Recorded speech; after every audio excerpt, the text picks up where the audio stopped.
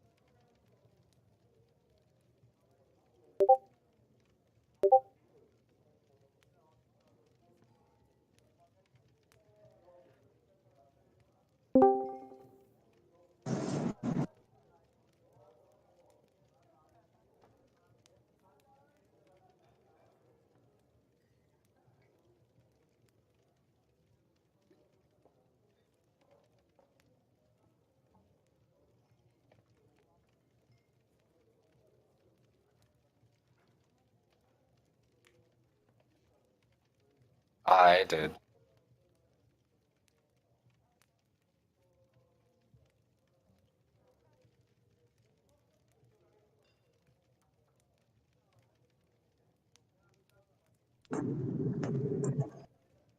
My ass wants to go to sleep. Sam? Yeah, I think Uh, Dario's already upstairs, dead, nearly. I mean, figuratively, not literally.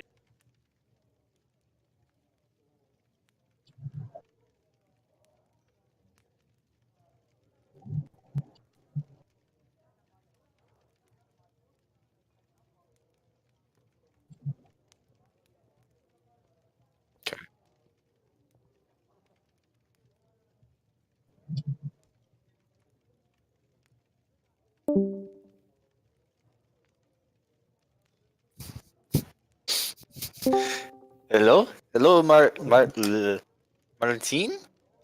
Marvin? Marvin?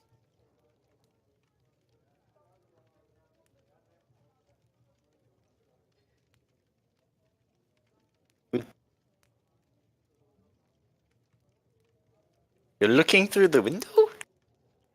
Which one? The broker one?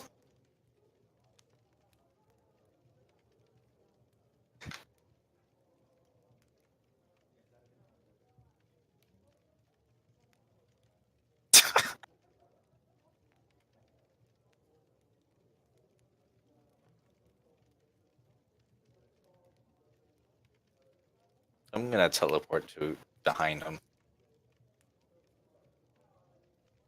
Who's The behind you? dimension door. I don't have this.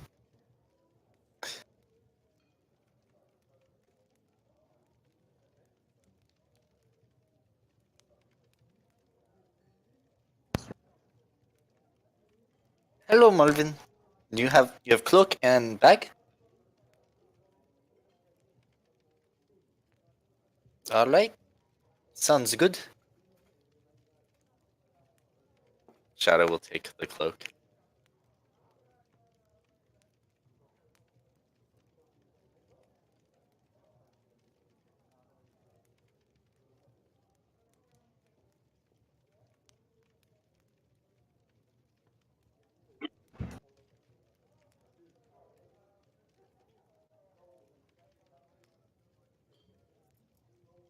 The safe word is what you said?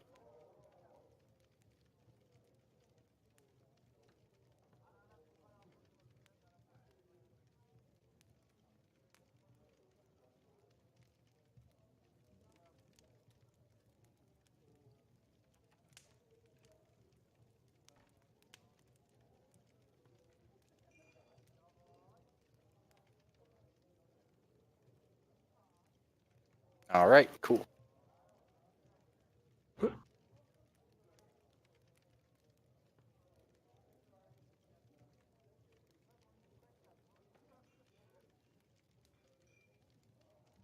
Catch you later. You too, Marvin.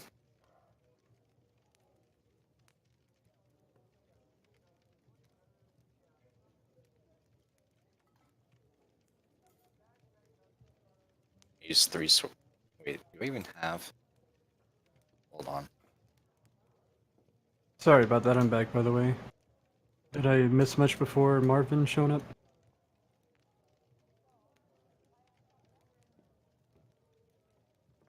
Alright, Shadow will humbly walk back up to her room.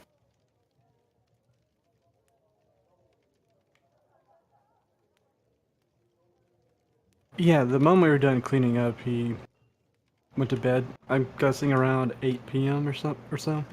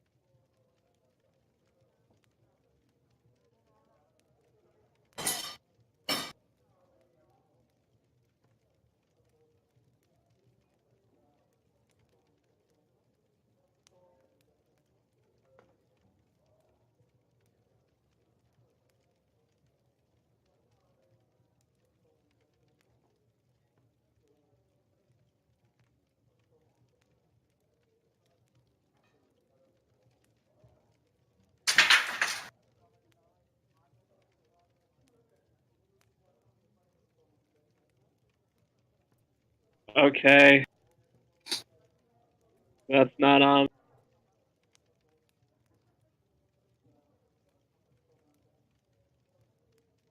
Oh shit.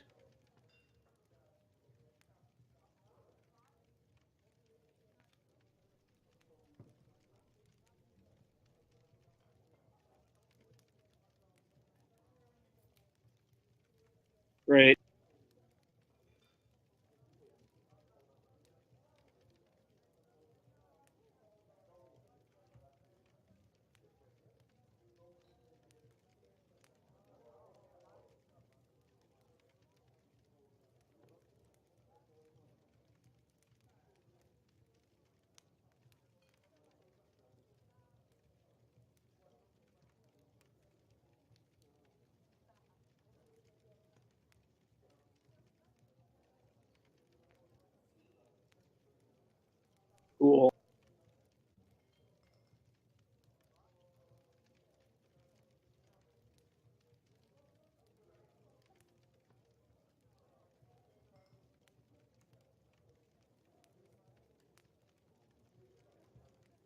Yeah, I was wanting to wake up. I guess since it was 9, I guess around 5 in the morning then.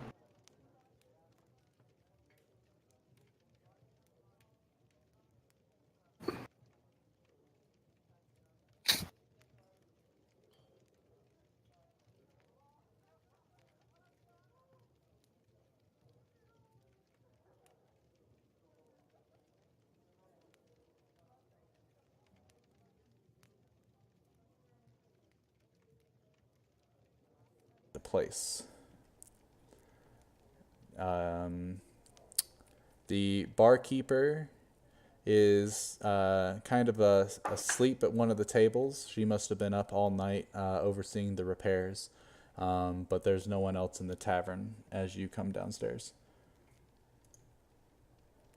Well, before I went downstairs, I actually want to have taken off my armor. Okay. Or, actually, hold on. My armor doesn't impose stealth advantage, right? It Because does it's not, mithril? no. Okay, then actually I can keep wearing it then.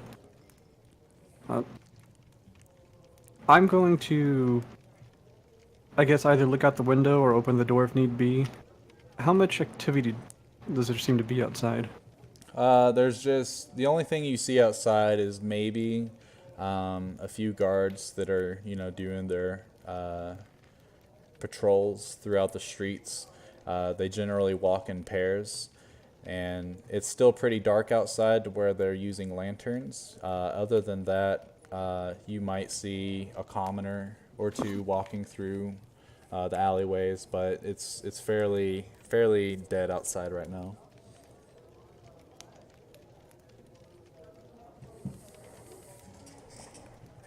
Alright. I will proceed towards the alchemist's place then, if it appears there's not too many people around. Okay. So, and I assume you're doing this quietly as you can. Yeah, I'm trying to not catch attention if possible. Okay. So, go ahead and roll me a stealth check. As well as a perception check. Okay. So you dip and dodge through the alleyways once you get into the Casero territory. You come up into this main court area, like this open area between all these houses where you had watched over Jeff as he proceeded to the alchemist's house to deliver the goods. And you look around, and there doesn't seem to be anybody around. You can see a few, vermin, rats and stuff running around the area. This commotion has probably sprung them from their nests. They're looking for a new home since the explosion. So there's quite a few more rats running around than there used to. You can see a few bats flying around because it's still pretty early in the morning. But other than that, you don't see any like sentries or anything like that. There's definitely no guards in this area. Whatever investigation they did, more than likely they finished, because as you look at the alchemist's house, you see the stairwell that leads up to where the front door used to be. At the top of the stairwell, you can see a large carving, like a large hole, almost as if a meteor would have hit in a perfect sphere. There's only bits and pieces of the wooden structure of the house left, sort of in a, like corners of the house are still there, but the roof is completely gone. The back side of the house is completely collapsed in, and it's a lot of charred wood and rubble. As you approach, you can climb up the top of the stairs and look around, and this explosion was quite hefty. There doesn't seem to really be anything left in this location. What would you like to do as you're looking over everything? You said so even at the corners of the house that are still somewhat there, it's just burnt wood. There's Yeah, pretty nothing much. of any kind. You can obviously like shift through all the rubble and stuff if you want to try to find something. Yeah, I'd be, whatever I could be shifting through, even if it's maybe outside the building a little bit, since, the explosion could have forced things away. Okay. I'm gonna be trying to investigate, I guess, for any potions, any type of material that I might think could have been used for that beast transformation. All right, go ahead and roll investigation for me.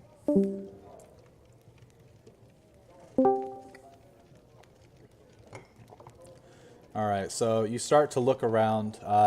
You can see in a lot of the charred areas, you see footprints and such. Most likely, these are whoever was investigating was peeking through. So you pretty much just retrace their steps and look to see if they missed anything. You do see a couple of what seemed to be at first empty vials, but upon further investigation, the vials actually contain a small serum of some sort of potion. You find 2 of them exactly and put them into your pocket. You cork them up with some type of cloth that you have lying around in your backpack. As you're shifting through the rest of stuff, you find pieces of paper that have burn marks all throughout them, making whatever writing was on these illegible and beyond repair. And whatever else could possibly have been found is probably already in the hands of the inspectors that had looked over the cause of this commotion. But you do make it out of there with 2 vials that have just a tiny drop of some sort of serum.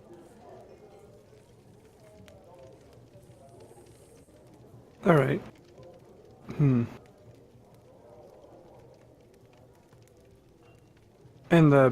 so this burnt paper, though it is damaged and unreadable,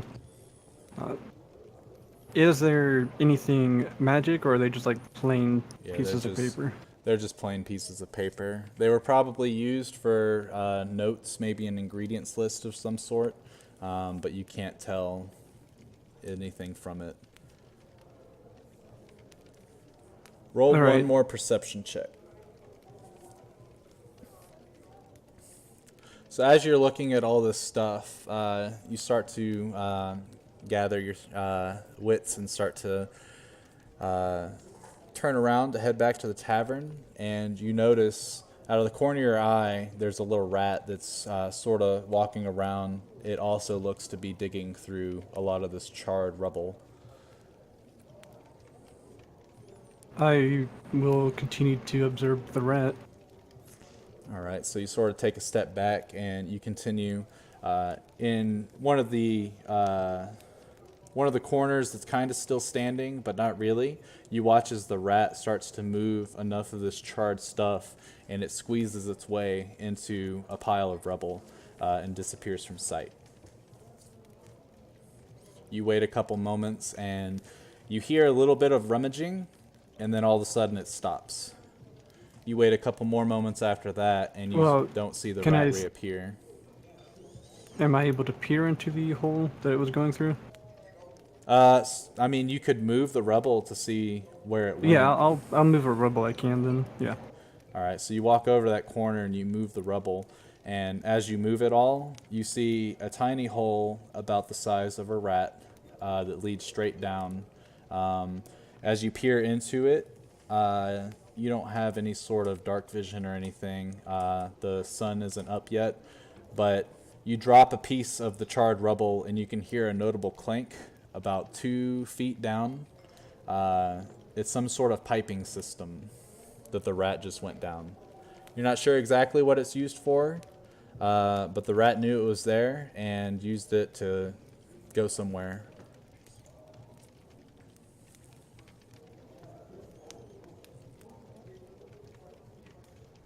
Is there is there enough of like the floor revealed, or would I be able to push enough of the rubble to see if there was like a latch or some type of stairs leading to a basement level? So the back side of the house is like there's a few hundred pounds of rubble and charred remains of the house. But from what you can move around, you do, and there's no latches or visible planks that seem to go downstairs. Most of the wooden floor that was there is all pretty much destroyed, and it's just sort of the cobblestone flooring at this point. Definitely was wood floor before, but the only thing that looks like it can go underneath this house is that hole that the rat just went down.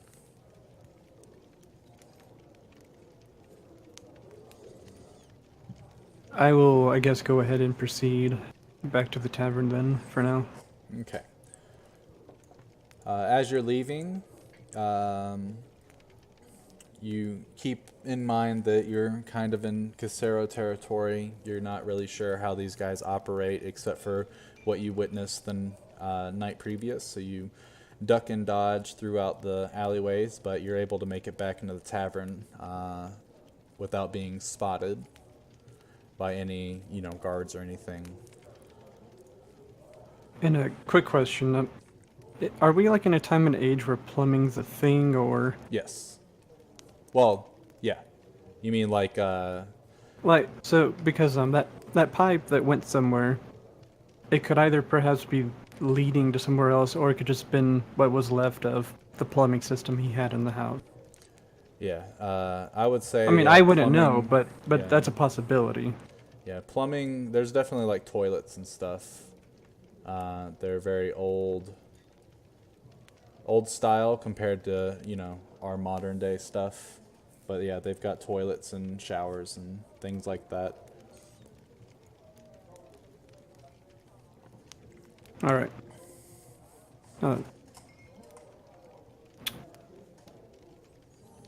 What or how much time did I spend out there? More than likely. I would say around 30 minutes of, like, it took 10 minutes to probably walk there and back, and then another 10 minutes of you rummaging around with your rolls.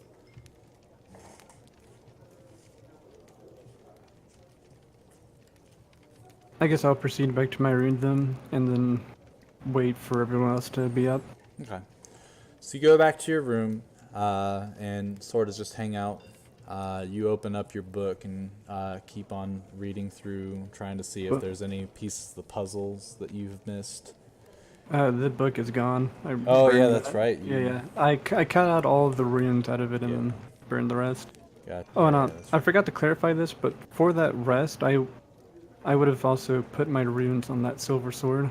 Okay, gotcha. Makes Now, sense. I want to clarify though.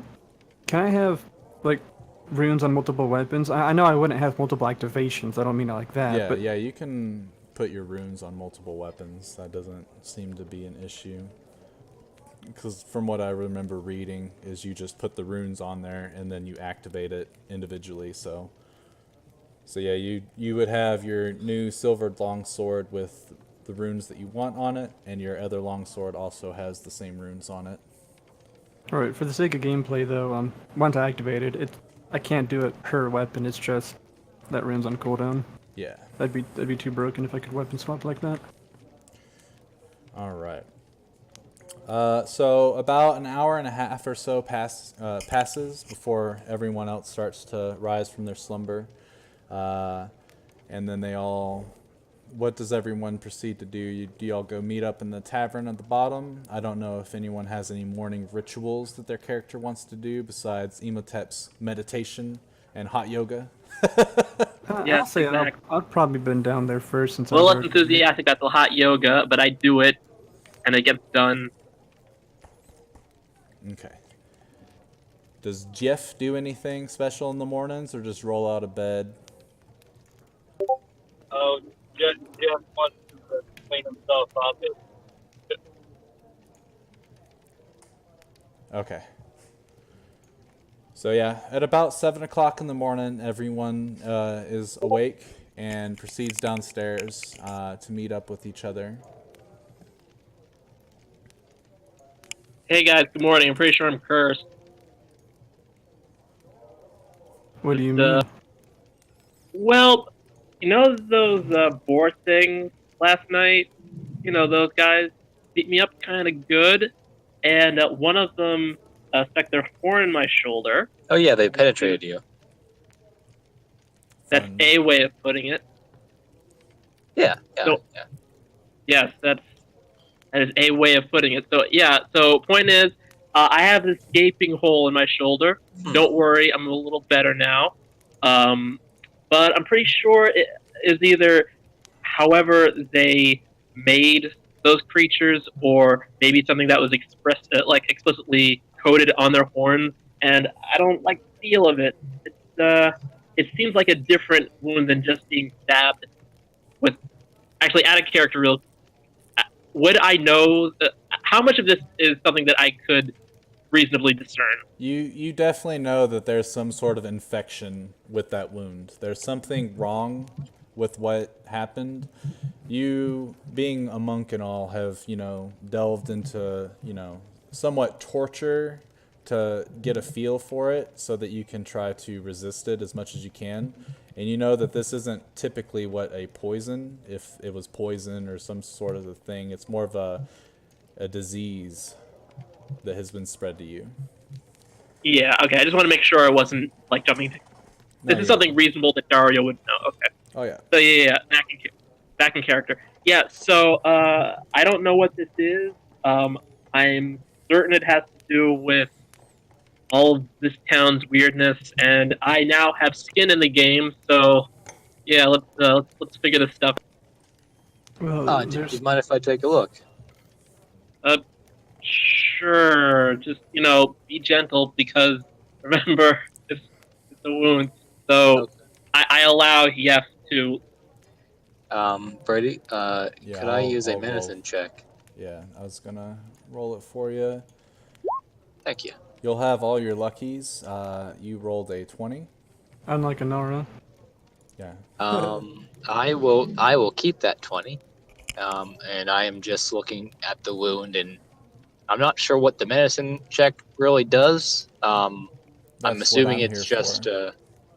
I'm assuming, is it just medical knowledge? Yeah, you would. So you look over his wounds, and based on what you see, it was a clean penetration from the tusk. It doesn't look like it nicked anything like a major artery. It didn't hit any bone or anything. So it's just pretty much the muscle fibers are going to have to grow back. But as you look into the wound, you can definitely see that for whatever reason, the flesh is a little discolored. More than likely, it has to do with this disease that he's talking about. It probably changes the color of the flesh on the inside where the wound is, as it tries to run its course throughout the whole body. I say out loud, as I interpret this, and I'd like to pull out my magic detecting wand and cast it over his arm and see what I see, or his shoulder. I mean. Okay, you use your wand of magic detection, and there's no magical no magical aura coming from the wound. Okay. So it's I look definitely to, whatever this is that's affecting him is not magical. Okay. I look to Dario and say, well, I can say for sure this isn't magic because the wand would have picked something up. And from what I can see, it just kind of penetrated your muscles in your arm, didn't really hit anything vital. And I am noticing there's some discoloration if you haven't. We should definitely go to the alchemist or apothecary and Get some ibuprofen. have them look at it. Some Yeah, Motrin. Doctor, what was his name? We went Gear? through when we first came in here. Yeah, Dr. Gear. We probably should go see him. There's also a Martin's vision if he's unable to help us. Say what now? There's Martin's- also Martine's vision if Dr. Gear is unable to help us. Okay. Out of character, I'm not gonna lie, I kind of cut out when you guys were talking about to Martine. What was it about? Martin's That was another vision alchemist. is another alchemist. He lives in the slums and does good work. Oh, from what that we've guy. I been remember told now. by Okay. Firo. Yeah. Okay. Back in character. Oh, okay. That sounds good. We can either talk to Dr. Gear or the other guy we haven't met yet. Actually, I've been wondering who that is. Yeah, we can go. We can go now, unless you guys want to start looking for Atka again, or honestly, I don't really know what we can do here. Last night was kind of random as it was. Oh yeah, I do have some interest in going back to the forest, though. I did see some strange things happening over there when I went to go pick some flowers. Some strange necrotic energy and this deathly aura, and this weird feeling I had like came over me when I looked into the forest. It was kind of calling me in a strange way. So I don't know. I kind of think we should check out the forest as well. So if we want to head out of town and go to the slums, that'd be great. With me, at least. Yeah, we could. It's up to y'all, but we could. Have one person go with Dario to the alchemist, while the rest of us check out the forest. While you guys are talking, Okay. Shadow joins you finally. She looks well groomed and has a nice cloak of some certain color that he hasn't said yet. Martin, what color is your cloak? Nice dark green. Dark green. A cat in a fur coat. I see. Interesting. Well, No, it's yeah, it's pretty just- much the same one as I was wearing before, but dark green. I take notice of the green. You changing colors there, buddy? Getting some new get some new threads. So I haven't actually decided on the word yet, but Shadow says fine. the word and it turns blue. No, yeah, like one of those creatures I read about in the book, chameleon. Change the colors there, huh? Look at you. Does it do anything else? Nope. Is this what you got from our gnome friend? One of two things. Okay. Oh yeah, you got a bag of holding. That come in yet? No, he said he'd be here in the morning, but I don't know where he is. Okay. As you guys are discussing this, Shadow, you hear a voice in your head again.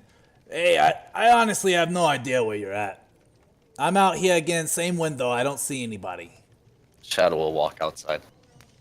As you I would like open to up the follow the tavern cat. door, you see the gnome jumping up, looking through the window again, and he turns around, sort of glances at you, turns back around, jumps up, turns around. Oh, that's the tavern. You know, I'm not much of a drinker. You know, I used to in my back in my youngin' days, but ever since I got married, I'm not really allowed to touch the liquor anymore. It's kind of bad as a parent. You know what I mean? At least That's fine. I'm not really much of a drinker either. Yeah, that's good. Honestly, it can destroy your whole life. At least that's what I've seen. Some of these bums around the streets, all they do is try to get shoot up on some stuff to give them a high, and that's why they're begging all the time, because they don't amount to much. Anyway, you see him. He's got a satchel sort of around him, and he takes it off, and it's just nice. It's a nice colored bag. Right now it is blue. He says, "All right, so here's your bag. Same thing with your cloak. You just gotta give it a magic word, say the word, think the thing. It'll turn that color for you. And I want to make sure I stress this to you. Do not, I repeat, do not put the bag of holding in your friend's bag of holding. Never. You hear me? Oh, okay. Never but- do that. That is the baddest thing you could ever do. All right." All right. So does it? I don't know if I'm making it clear. Just do not do it, okay? Don't Are put we your around bag. to hear this? I would say First Jeff is the only one outside. You guys hear them talking outside, but Yeah. Oswald and Daria are kind of just chilling in the tavern. This gives, out of character, this gives Jeff a splendidly awful idea. When you're done talking, I'd like to talk to Marvin. Okay. Or Marvin. Or no, it's Marvin. it's Marvin. Marvin is his wife. Anyway, yeah, just do not do that. Also, try to keep sharp objects away from it as best you can. And finally, it does not exceed 500 pounds, otherwise it goes poof. You hear me? Okay. I just want to make sure that you don't end up getting a bad deal out of this. You gotta know everything about it that you can. That way, you're happy with our customer service. Like, that's fine. I So understand. You have a color-changing bag of holding now, Excellent. Over a short rest, you can actually, whenever you figure out your magic word, you can change or speak it, and it will change color to whatever color you think of, just like your cloak. Hello. Hello. Can you hear us? Hello? Oh, Okay. talking to me? I was talking to Tep. Okay. He was saying hello. Oh, Oh yeah, it went out for a second, so I was. Okay. All right, Jeff, you said you wanted to talk to Marvin? yeah. I'd like to ask him, just between me and him, pull him aside and say, what's the smallest size of bag of holding I could get from you? Like, talking real small. Well, I could make you a coin pouch that would pretty much be able to hold an infinite amount of coin. Now, don't get me wrong, there's definitely not a pouch out there that can hold an infinite amount of coin. But theoretically, you could probably grab a dragon's hoard if they still exist and put it in this little pouch, at least half of it. Okay. How much would that cost? Let's see. I would say probably about 65 gold. Okay. Could I get 2? 2 of them? Yes. Yeah, it'll take me about a day to make them. Okay. Actually, hold on, wait a also- second. You don't want any color changing to it, do you? No, not to the bags. No, just 2 small, very small, the smallest ones you can make. Oh, beautiful. Like Well, coins. we got a couple in the store. You can come and pick them up whenever. Okay. Just wait. Also- Wait until at least 9 o'clock so the kids get a proper rest, eh? Oh yes, of course I won't come over. Well, we're doing other stuff today, so we'll probably be over later if we come over today at all. That's perfect. Oh, another thing I wanted to Be right ask. back. Yeah. So since your main man over here is getting hitched, do you know anyone that sells jewelry, or maybe you can help me make a sending stone necklace? Sending stone necklace, huh? Yeah. Well, I mean, we do have a jeweler. She makes pretty good stuff. She's over there in the marketplace. You should definitely be able to point her out easy. But Okay. as for sending stones, I think I'm your guy. Could you make me just 2 that are linked together? Just 2 sending stones linked together. Yeah. And since it's for your wedding gift, I guess I'll do it for 100 gold, huh? Thank you. That's good. Also, is there anything else you could do with the sending stones aside from just link them together? Not that I'm aware of. Okay. If I you was got curious. something in mind, we can give it a shot. I just don't know if it'll be successful or not, and you'll have to pay for all the materials to try it out. Yes. It can just be done later, I guess. I was just trying to think of, like, just kind of like a distance counter on the rings. See how far away the other person is. Just the 2 sending stones would be fine. Very well. Yeah, we can do that for you. We'll have them ready for you by the end of the day. Do you want me to pay you now or later? Well, I typically have people pay me once they receive the goods. So I would just wait for it, huh? Okay, sounds good. Oh dear. Oh my dear. Oh my mute. Martin. Martin, you fuck. Yeah, it's Martin's fault. Martin. Mute your ass. You know what? Here. We'll do this. I don't know what's going on there. Goodbye, friend. He'll be back. He will be back. All right. Okay.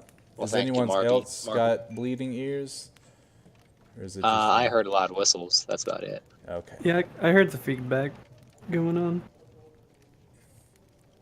on. Anyway, yeah, so he says, "All right, you have a good one now. Be careful." And he starts to walk You away. too. Okay. So you and I Shadow go back inside. Yeah, go back into the tavern. Dario and Oswald are hanging out. Yeah, I'm going to, look at Jeff. Yeah. By the way, Hey. how did you want to split that remaining platinum that we received yesterday? Oh, well, honestly, I think I give the other two too much. We should have probably split it 4 ways instead of 3 ways. So I'm gonna have to ask them to give up 10, and then I give you 10, so we all get an equal share. You know, or I wanted to make it equal. I gave them too much at first. That would If they're mean willing to, you'd get 5 back from them from each. yeah, 5 back, yeah, 25 each. So if they're willing to do that, I'm willing to. If not, I could just split this 30 with you. Sorry. You have 40, by the way. At 40? You gave them Wait, both 30, which is 60, and yeah, you have 40 left. Yeah. okay. Well, I Can't can trust just Ted give with you anything. I can just give you half of this then, just to make it easier. How much are you I giving give I him? give I give him 20. 20? Yeah. Okay. Question: Answer. Is there anything Shadow would have heard that I didn't hear? Uh, from Jeff talking to Marvin? Just in general. All, He did pull Marvin aside, so yeah. But Shadow has some really, really good hearing from what I remember. Were you trying to keep it a secret, Jeff, or just sort of talk to him? Oh, Because pulling the him two bag aside, things. pulling Yeah, him the two bag aside, you thing. know, Yeah, I wanted to keep it secret for like the 2 bags, 2 small ones I was trying to get, okay. and then try to make a surprise for the whole standing stone things Okay, between me and so the I'll Goliath lady. roll your stealth check for your whispering. If Martin, if you were trying to listen in, I will need a perception check. All right, perception check it is. out of character, are you creating a bomb, Jeff? No. Of course he's creating a bomb. Everyone knows this. You're just gonna throw the bag into the other bag and then toss it at the enemy? How No. dare Reed? I am How dare appalled. you? I am shocked and not amused. So I'm offended, actually. as Jeff grabs Marvin by the shoulder and sort of kneels down to talk to him in his ear, man to man, Shadow sort of peers over and tries to listen in, but does not hear anything except for whispers. So no, Shadow did not hear any of that. Okay. Nor would anyone else, since you guys were inside the tavern. All right. So, as you guys head back into the tavern, you're all kind of hanging out there. The Well- day is yours. Yeah. Should we? I get actually just going? got home, so I'm gonna go inside right now. Okay, Okay. get my computer all set up. Be back. Should we begin heading to the Alchemist and have Dario checked out sooner than later?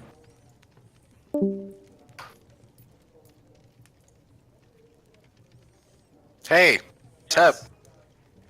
Well, it's like a group speak, like unless you don't want to respond to that. Things are happening.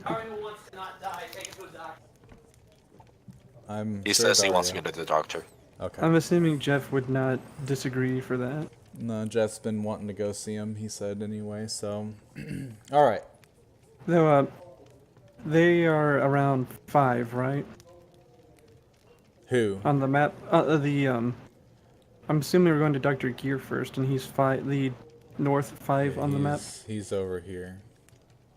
He's the number 6, Dr. Gears. Sorry about that. I'm back. You're good. What time is it roughly? At this point, after Jeff and Shadow had walked outside, it's probably 7:10. Their Would the- conversation didn't take too long. I mean, do we know when the general market usually starts to open?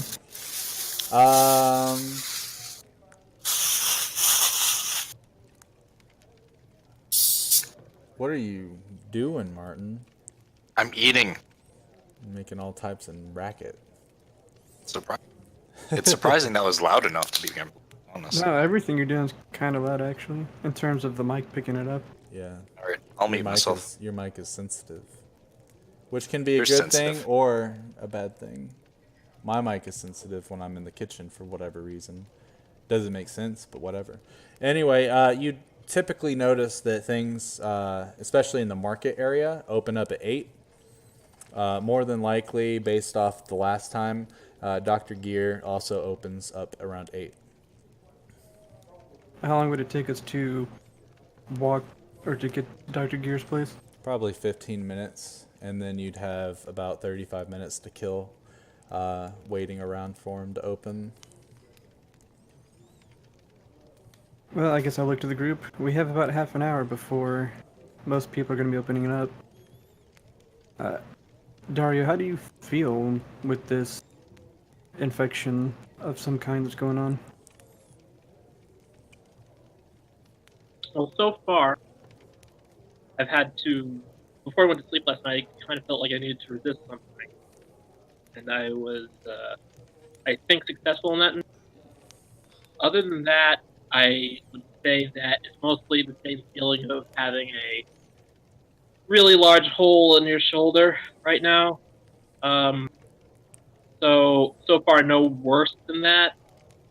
Other than like a general unease about whatever is additionally happening. But the infection itself doesn't feel like it's causing an issue. Well, wait, out of character. So what am I? Am I feeling anything weird? You know that there's like a dull pain associated with the wound, but so far the only time you felt anything strange come from the wound is when you were about to go to sleep and as you received the wound the first time. Okay. Okay, back. Yeah. So the only times I had to really think about it feeling different or weird was when I was first hit by it, and when I was trying to go to sleep. Right now, it's just a normal sort of dull pain of having a large hole in her. Do you perhaps... Are you able to describe the weird feeling that was happening, or just that It's it was sort weird of and you It's don't very know? difficult.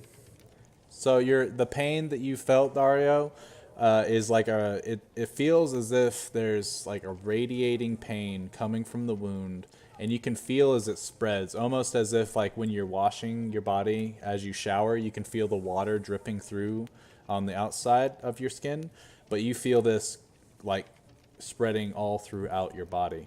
As you were meditating last night to try to combat it, you were able to sort of get your body to combat it back to the wound. So whatever's like trying to, I guess, pour over your body, that it's get that kind of feeling. Okay, so it's like a creeping feeling trying to spread across my body, but so far I've been able to wall it off where it is.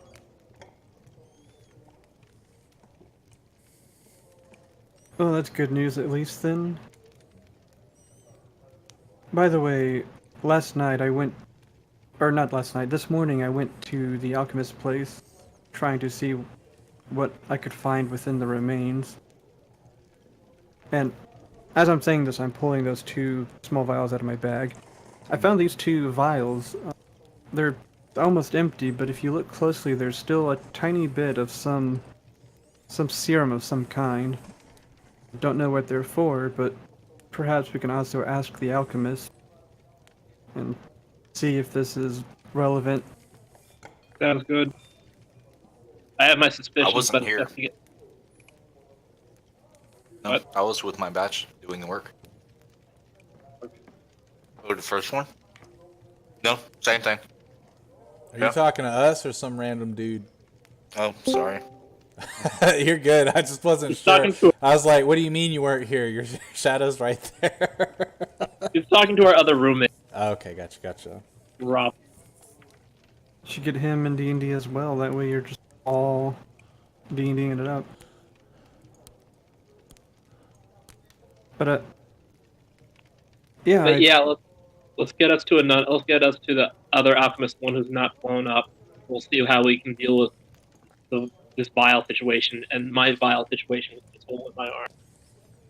Okay, so you guys know that Martine's Visions is an alchemy store, whereas Dr. Gear is like a doctor, like a healer. he might know a little bit about alchemy here and there, but mainly he deals with, sickness and such like that. So which do you want to go to first? Considering he's the doctor, I'd suggest Dr. Gear first. Yeah, maybe get this hole closed up properly by a real doctor. Okay. So you guys make your way Actually- through. Oh, Actually, okay, so if we get it closed up properly, will anyone we go to afterward be able to get a good look at it? Is he just going to have to open it up again to get a good look at it? Or we go to a doctor? more than likely, if they based on what Jeff saw, not only is the inside a little discolored, like the surrounding wound is a little discolored, so they should be able to whatever they need to do once you get it sealed up. Dr. Gear wouldn't need to reopen the wound or anything. Okay, so yeah, let's just go to a doctor and get it closed up and dealt with. Okay. So you guys make your way towards Dr. Gear through the north gate. As you walk through the market Well, actually- square. At this point, I would tell the other two, keep going to Dr. Gear's. I'll catch up in a moment, and I'll look to Jeff and be like, can you be with me for a moment? Yeah, sure. Yeah. Okay, so Jeff and Oswald hang back, Gay! Uh-huh. and Shadow and I have a wife, sir. fiance. Y'all haven't been married yet by whatever lawful means are in this world. Before we split, though, is the blacksmith opening up? Not yet, but you do see Margaret getting stuff prepared. She's putting out her wares and such, getting the Okay. forge ready. Then yeah, I'd want to do that split then. Okay. So yeah, as you guys get to the market square, you tell the other two to go on ahead. They'll meet you at Dr. Gear's place. So we'll keep them there while you two hang back. What were you wanting to do? I'm going to approach Margaret. Greet her. No, do people like use names as custom, or to be like ma'am and stuff like that? Like, I would say they usually say their names and such. okay. Anyway, good morning, Margaret. Ah, hello there. You're up bright and early. Yes, one of our comrades got a bit injured last night in the tavern. We're gonna have him checked out at the doctor. Oh, those drunks, they usually get the best of you. That's why I don't go to the tavern anymore. My tavern brawl days are over. It's a little bit It was a different than bear. a brawl, but Actually, there's a board. Misspoke. I asked Jeff, can you pull out one of the weapons that you collected off the men? Bears ain't shit. I put my bag of holding down and I reach inside and get one of the battle axes out. All right. Basically, how much would this weapon be worth to you to sell, or for you to, what's the term? Like, melt back into? Oh, meltdown for materials. Yeah, meltdown. She grabs the battle axe and she's looking over it and stuff. Oh, this is my handiwork. If you're looking to resell, I don't really need any battle axes, but I guess a meltdown fee, I could probably give you 20 gold just for the raw And, materials. I looked to Jeff. Do you have any use for the weapons, or are you okay with having them all melted down? I don't need these. Like, how many weapons was he able to collect? Let me He see. grabbed 2 battle axes. Oh wait, you're back on your computer? Yeah. Okay, I will close your sheet. I grabbed 2 battle axes. And a wood steel mallet. Oh, and a mallet. Like a steel mallet, but it's wood. Like, Wooden The handle's handle. steel yeah, head. wooden. Yeah. Though, Didn't you? I'm just trying to verify. Did you collect it off all the men in that fight, or just a couple? Just the 3. All right. Or the butcher's battle axes. I can't remember. Yeah, because the basically all but one died because the one was taken by Pinkerton, Mm-hmm. but the rest were, they fell in battle. Besides the one that I mercy killed afterwards. Yeah. Yeah, And I didn't pick up anything he else didn't besides. pick up the weapons, and no one else specified. So Martillo's men Okay. grabbed Well, yeah, I them. just wanted to make sure. Yeah. All right, then I guess I present the 3 then. Yeah, I can give you 60 gold for all of them. Because they're kind of worn. Obviously, they saw much use. But everything can be repurposed around here. Plus, maybe I can use a couple of these for my apprentice to get some practice. And by the way, who does Dario still have the short sword? He did does. collect that, right? Yes. Yeah. Okay. Well, Wait, which short sword? The silver you had one. the shorts, yeah, the silver short Silver sword. one, I'm pretty sure I gave to Shadow. Oh wait, yeah, that's right. He did give it to Shadow. Shadow has it. All right. Well, I present her the silver longsword I have and ask, how much would this silver longsword be worth? Oh, a silver longsword. She holds out her arm or her hands to look it over, Yeah, I and then you hand it to her. hand her the hilt. Yeah. So she starts looking. Huh. This is finely crafted, but it's not my work. Well, I'm sure I could repurpose the silver. But typically I don't sell other people's wares, so more than likely it'd be a recycle fee, but because the silver's pretty prime and pristine, I'd give you 40 gold for it.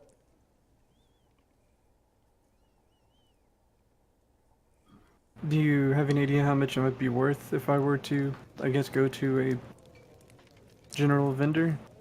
General vendor most likely give you less than what I'd give just because, they're all trying to turn around the items that you sell them for a profit, so... Right. Well, But I'm sure if you find the right person, they'd sell it, or they'd buy it from you for a couple hundred gold. if you don't mind, I'd like to keep it then. Very well, here you go. And I'll resheath the sword. Alright. And that's all I had, so I will, Did you sell I those guess- battle axes to her then? yeah, I went through with that transaction. Alright, so go ahead and add 60 gold to your sheet. Jeff, take those 3 weapons out of your bag. Well, Gar- I looked at Jeff. You want some of the gold? I mean, after all, this was a group effort. Oh, sure. I'll split it in half, 30-30. Thank you. Alright, and then you guys proceed to head to Dr. Gears. That's all I had, so yeah. Alright. Yeah, I'm ready. Alright, so Dario, I need a perception check from you real quick. Okay, one sec.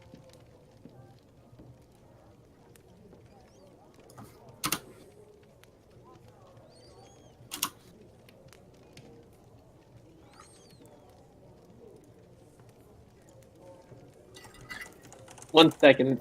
Yeah, you're good.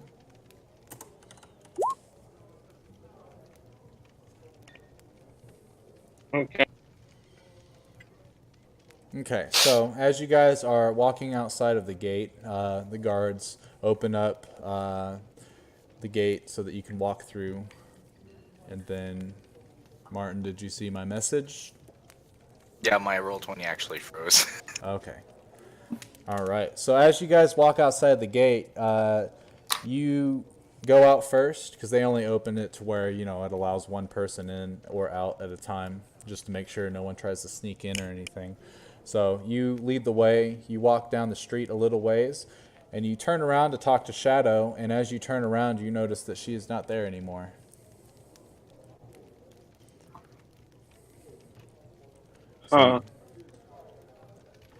Okay. And you know that Dr. Gear is somewhere over here, but you have not been there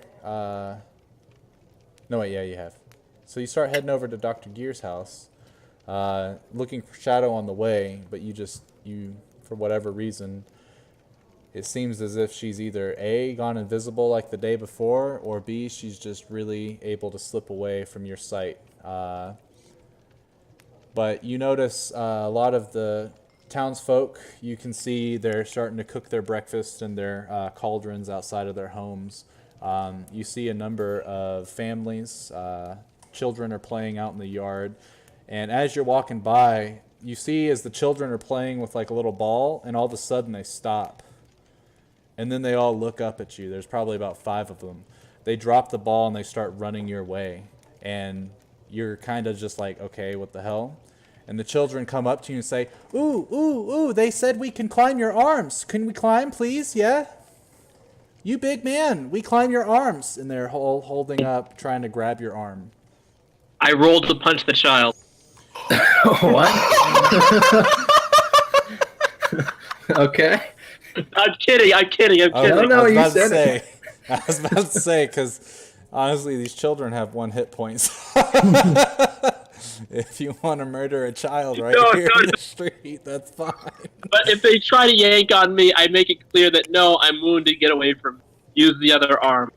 All right, so they go to your right arm instead, and your biceps are pretty large for being a well-trained monk, and they start to grab a hold, and you start to lift them up as if you're lifting weights, and they're all having a fun time.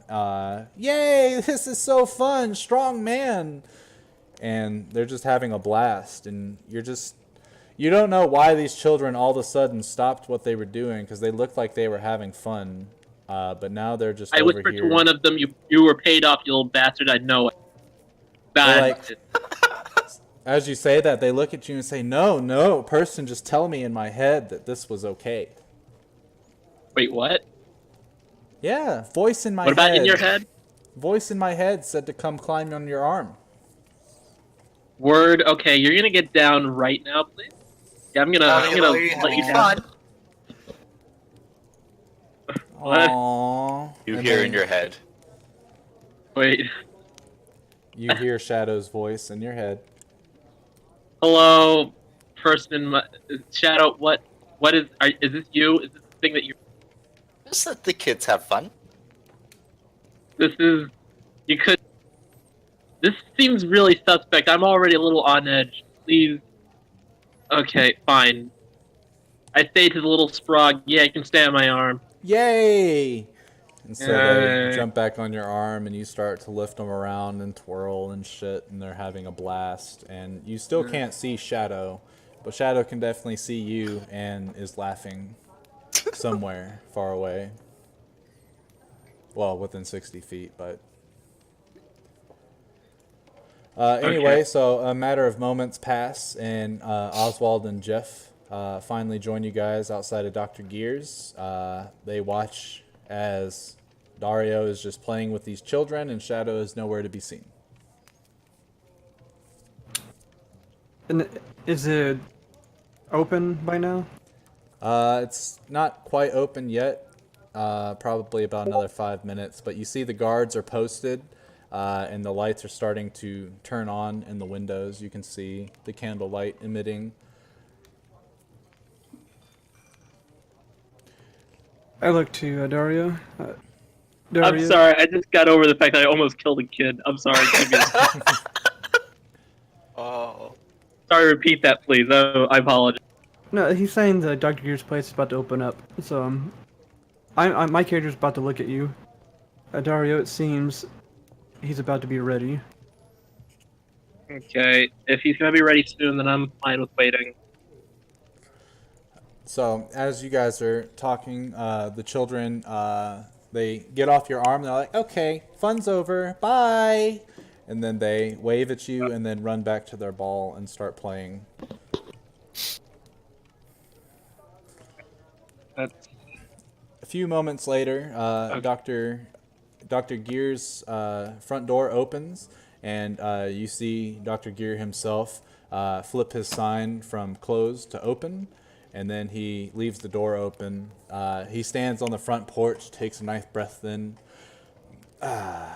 opens his eyes and sees you guys out in his courtyard. Ah, hello, travelers. You're back. Shadow will make her reappearance.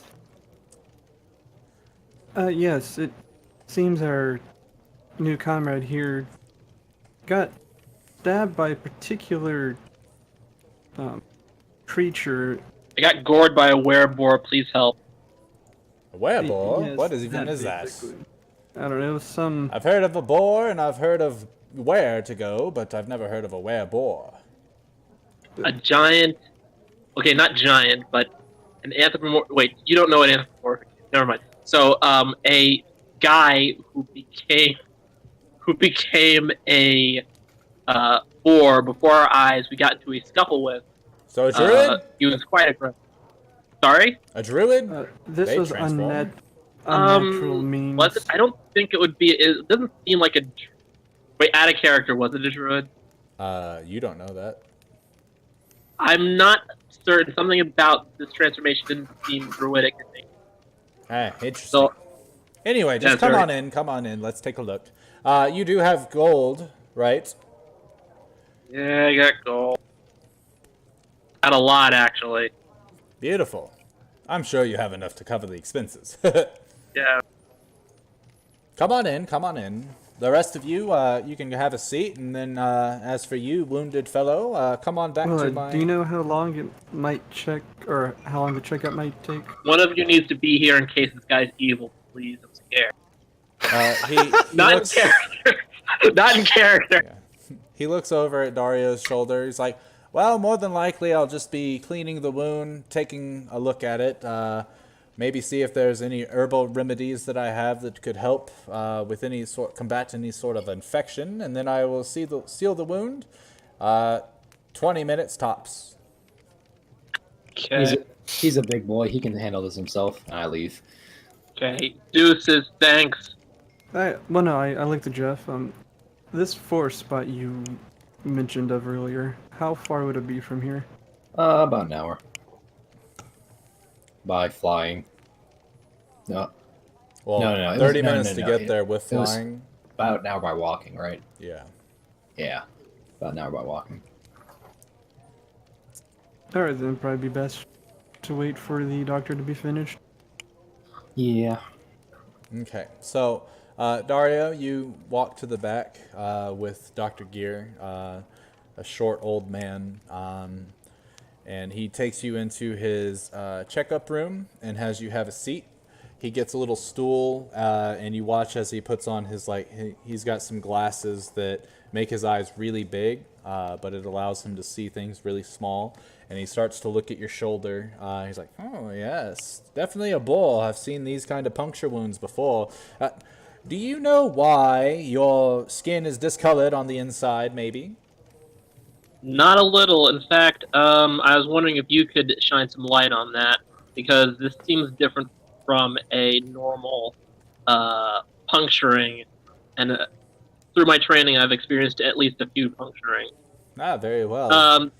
No, yeah, okay. Just I know where you're going with that one. Just go down the right path with that mindset. You get me? Point is, I've been in a scuffle or two. This I do not care about your past, trust me, only your gold. okay. He steps off of his stool, goes, puts on some gloves, little cloth gloves, grabs a few herbal vials filled with a liquid, shakes it up a bit, and then he also grabs some twine and a needle. And he comes back over. He pours this herbal remedy inside of the wound itself, places his hand on it, and starts to massage the shoulder. It does not feel good at all. The wound is starting to sting a bit, but it's not like it's hurting to the point where it's agonizing, but it's just, imagine if, Germ-X on a wound, on like a small cut on your hand. It feels like that, except for a little amplified. So he starts massaging it. He says, this herbal remedy should help to combat any sort of infection. Without knowing exactly what the beast came from, we can only guess as to what the effects or what maybe contaminants were on its tusk. Boars are typically filthy beasts, so there's all sorts of things. But this should definitely help make sure that nothing spreads throughout the remainder of your body. How does it feel? It feels like not great, but a normal kind of not great. That Good. makes That means you still have feeling in your arm, which is very key. yeah. After a few more, about a minute or so of him massaging this in, he takes off his hand with a cloth and starts to dab over the area to make sure any remnants of this herbal remedy is taken off. And he sort of looks in the wound. He's like, seems to be clearing up just a tad bit, but there's still some discoloration. Doesn't look to be anything particularly worrisome, though, so I'll go ahead and seal up the wound for you so it can heal properly. That's good. So, So you sure you did all the clean the wound and everything, and you gave me the medication and everything? oh That's yes. Then certainly you can close the wound. I don't like having a huge hole in my. I wouldn't think you would. And he takes about 5 minutes to close the wound with his sutures. It's very well done. Obviously, he's a man of his practice. He's like, very good. So, looks good as new. What I would probably do, he steps down and grabs a different vial of herbal remedy. I would put this on your wound once a day, just to make sure that it stays clean. Definitely try not to reopen the wound. That won't feel good, I'll tell you that much. And other than that, you can see the hostess about payment. Okay. All right. Well, thank you very much, sir. You have a nice. You're most certainly welcome. You have a wonderful day. Stay out of trouble. Dario walks to the front and finds the billing associate. So it's a woman, and she's sitting there, and she says, let's see. And she grabs a piece of paper that Dr. Gear comes around the corner and hands her. So it looks like for closing up the wounds and all the herbal remedies, that'll be about 300 gold, please. Okay, out of character really quick. How much is a platinum? Platinum That's is your 10 30 gold. platinum right there. See, this is what I'm getting at. Yeah, one platinum is 10 gold. Think of it like a copper as a penny, silver Yeah. as a dime, gold as $1, and then So- platinum at $10. All my platinum is gone basically when I pay that.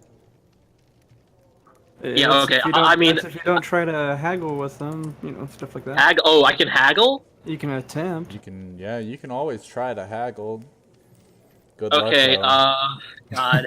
I'm a monk, but I was an urchin, and I know I'm hot, so maybe I can do this. Wow. Let's see, oh, Christ. Nah, fuck it. Dario isn't about that kind of life. He just pays the money. Alright, so deduct 300 gold or 30 platinum from your sheet. Is platinum okay? Yeah. Oh, yes. As long as it covers the Right. expenses, you can pay in copper, although Dr. Gia would definitely probably upcharge you for that. Okay, so would he downcharge me if I gave him platinum? No, definitely not. Great. Okay, here's 30 platinum. Have a nice. You as well. Hope you get to feeling better. Yeah, okay. And she writes on a ledger your 30 Make that platinum and puts it into a location that you do not see as you walk away from the desk. The rest of your team, aka Oswald, is standing inside waiting for you while Jeff and Shadow are outside doing who knows what. Shall we proceed? Should have gone to the cheaper one first. Was there a cheaper one? Was there a cheap option? This is kind of this is mostly in character. So far, you guys haven't even been to Martine's visions, so you have no idea what he's even capable of. So this is your only option. How That you far know away of. from Martine's? Okay, that's fine. Everything. If you head back into town, or Oh, head it's the back other way? through, yeah, it's at 7. I So won't be. yeah, it'd probably take you about 25 minutes to walk all the way over there. I asked Jeff. I guess if he's outside, I'll step aside and go to him and ask. Which direction was the forest that you mentioned? Uno momento. It was left, or west. It was west. And I pull out my shitty map. Oh no, my slightly less shitty map. And I shall read where it's at. Or Oswald. Well, you only have a map of the town, so you Oh. point to the left of it, which would indicate west. Yes. You don't have a map of the whole area. No. I say it's over in this direction. I'm ready to go if you are. Yeah, as far as I'm aware, besides waiting for Anara, I don't know what else we could be doing. Okay. Probably should tell the rest of the group. Shadow is there and listening. I'll look over to Dario and say, we're gonna go into the forest now to go check something out. Wanna come with us? Sorry, you're kind of low. You said we're hunting boars. No, we're going into the forest. Oh, the forest. Yes. I guess I'm okay enough to come with. Now that my wound's closed, and I don't intend to. Yeah, sure. Yeah, let's go. I'm coming. Okay, let's go. I Alright. start walking towards the forest. All right. Guess we're going to Well, the forest. Well, Huh? as we leave, I'm gonna use the sending stone, and I'm gonna attempt to see if Anara's around, since she always claims that she's nearby and watching. Basically, Yeah, I see what you're saying. I'm basically like a. Yeah, you I'm call just out gonna with the sending Inara, stone, be like, yep. yeah. So you always say you're watching. Are you around this time, Anara? And you do not hear anything. All right. Oh, is that from her toy? No, Kirsten got me golf balls for my birthday. Oh, nice. Like they say, may Red. the force be with you. That's pretty cool. That is Very pretty cool. nice. Hi. Hi. How was the gym? Good. How was not the gym? Oh, it's lovely. D&D's better than the gym. Hi, friends. It is. Hello. Hi, Ingrid. Hello. Wow, the enthusiasm in that. They said hi. Hi, Ingrid. There's a hole in my. Okay. All right. So you guys are in the southern portion of the map at Cragstorm, obviously. And yeah, it would take about an hour of walking to get to the edge of the forest, which is known as Briarwall Forest. Okay. Is there a bridge? No, you would have to either fly, because Jeff had flown across the water. Can't carry all your heavy asses. I take it you're casting fly, Jeff? No, I don't want to. Okay. So yeah, it would take a matter of minutes to get across the river. It's not super rapid. It's like a nice steady stream, and there are parts of it that you watch some of the farmers and stuff wade across. At least Shadow has for sure, since she's been in Crackstorm for a little while. So she shows you the locations that's easiest to cross, and you guys cross them. Go ahead and everyone roll a perception check for me. Perceptione. Oh yeah. By the way, since I have those two swords, I basically have, where I normally have my normal longsword sheath. That's the silver one right now. But I have the normal one just like on the other side of the waist. Okay.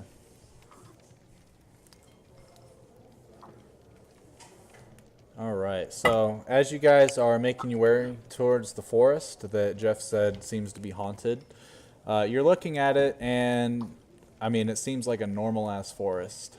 As you start to get closer, within a few hundred feet, After about an hour's worth of travel, first thing that you notice is a lot of different flowers that are outside, different color variations, exactly same colors that Jeff had presented to Furo in the form of bouquets that he had gone to collect for him. So you know that this is where Jeff had collected these flowers. And as you're walking through, getting closer to the forest, it seems like a normal, natural forest to you. Nothing's popping out of the ordinary. Are we in the exact spot I was at, or no? Yes. Okay.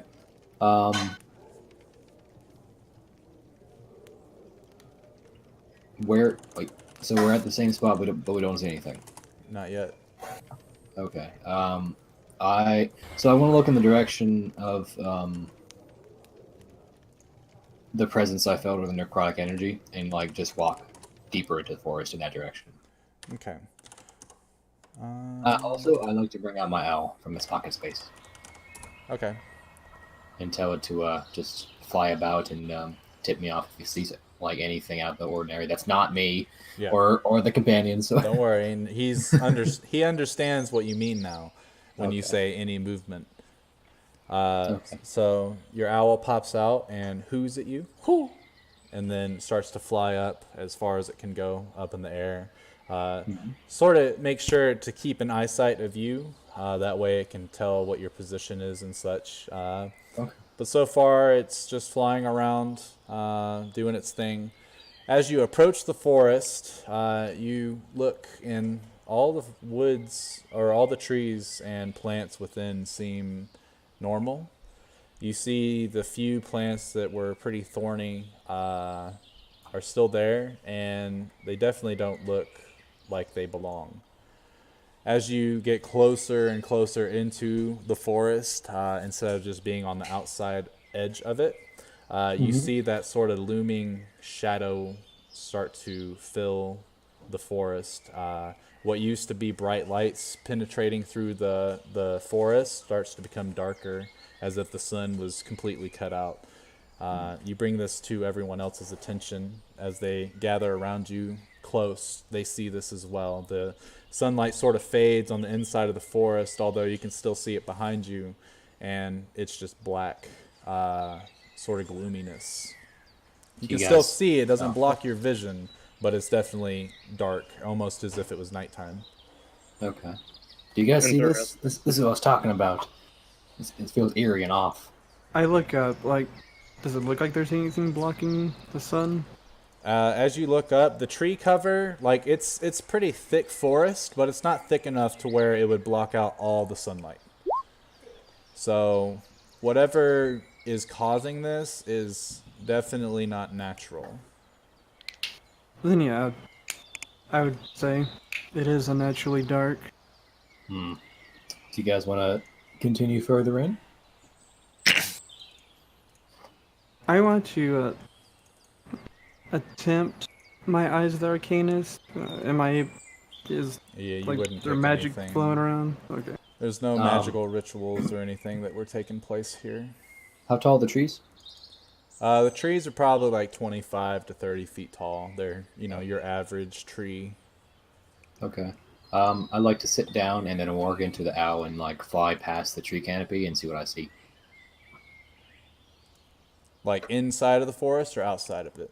Like in the forest, but like going up past the canopy and looking like above the treetops. All right, so as you warg into your owl, you start to fly through, and as the owl's vision starts to see the sort of sunlight dissipate and the shadows come over, your owl looks up and the sun is not there. When it turns around and starts coming out, you look up again and the sun reappears once it gets towards the edge of the forest. So you're saying in the vicinity of the forest there is no sun? Yeah, when you get to once you start to enter the forest, the sun pretty much is disappeared. And it's not because it's being blocked, it's literally just not there. Okay, so in the forest area, the sun just doesn't exist. Correct. Is there? So where's the? Is there any light then, or no? There's you're not really Is it sure like- how you're still able to see. I mean, Okay. obviously your owl can see in the dark, but you yourself, as that shadow comes over, you still are able to see as if there was sunlight. It's just the sunlight is not visible. Question: Answer. Does Shadow just see normally? Yeah. Some fucking normal ass vision. All right, sweet. Like, I mean, it's not dark, like nighttime dark. It's just dark as in like a gloomy sort of feeling. There's still light. You just can't tell where it's coming from. It's like as if a sun is there, except for it's not. But can Shadow see color? Yeah, everyone can see color. Higher part of the forest is just goth. I want to come down from the owl and relate this to everybody. Seems like the sun isn't there, like an illusion. Like there's light there, but it just seems dimmer than usual, and there's no sign of the sun. Very strange. It's only in the forest as well. I say whatever's happening is definitely happening in the forest, and we probably should go deeper to find out what's going on. You say there's light, but there's no sun.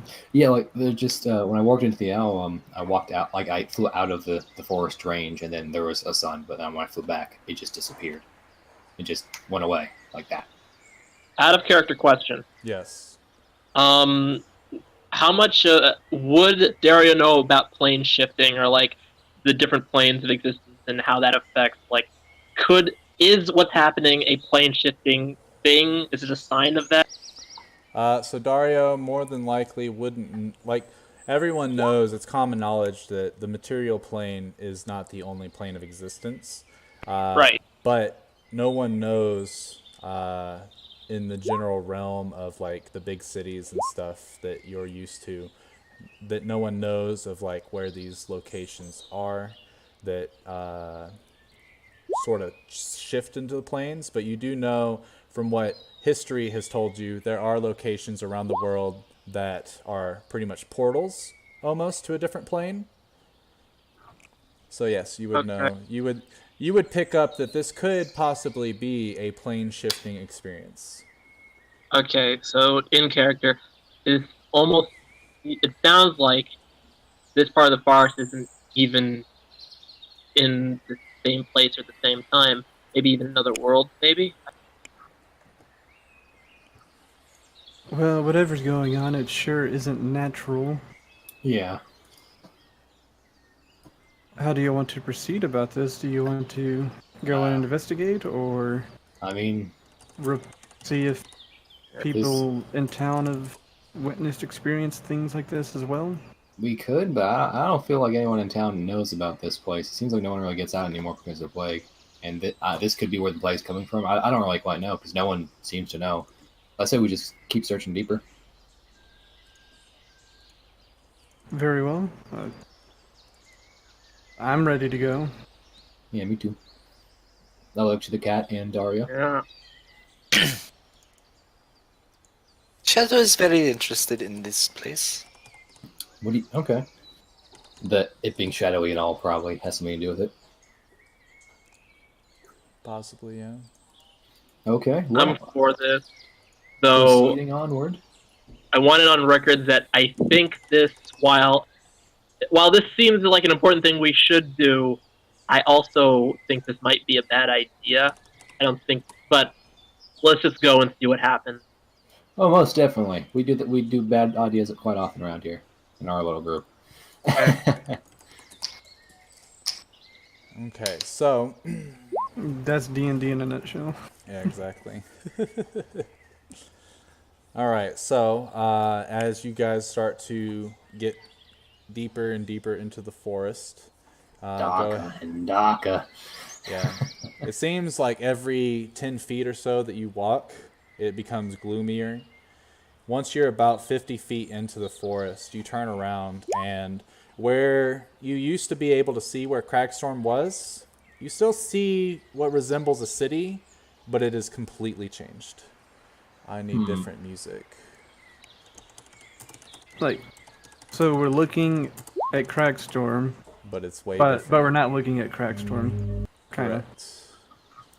I want It's And, almost as if it's a completely different city. if I were to take a step back towards Crackstorm, would I be like in and out, seeing the shift, the change? Yeah, so as you start walking back, the shift begins again, and you start to watch as this blackened Cragstorm becomes Cragstorm again. The buildings almost shift instantly back to their normal height as they were taller beforehand. But now they're, it's the normal looking Cragstorm. You couldn't make out details because it was dark and it was quite far away.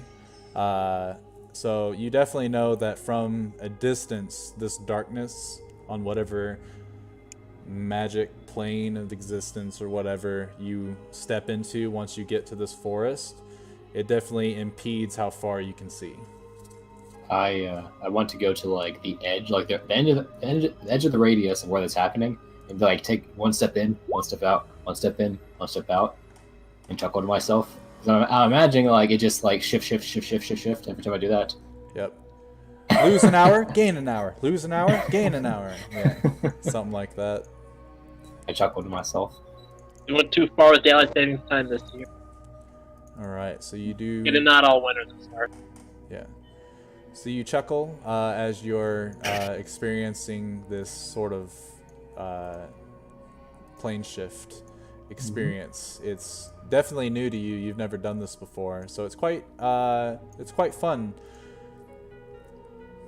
Brady. Yes. How is this area making Shadow feel? Shadow does not feel comfortable. Your hair is starting to stand. The darker it gets. Okay. So, Dario says, my inside feel like Shadow's outside. is it dark to the point that night vision would be needed for those that have it, or No. it's just gloomy dark? It's a gloomy darkness. So think of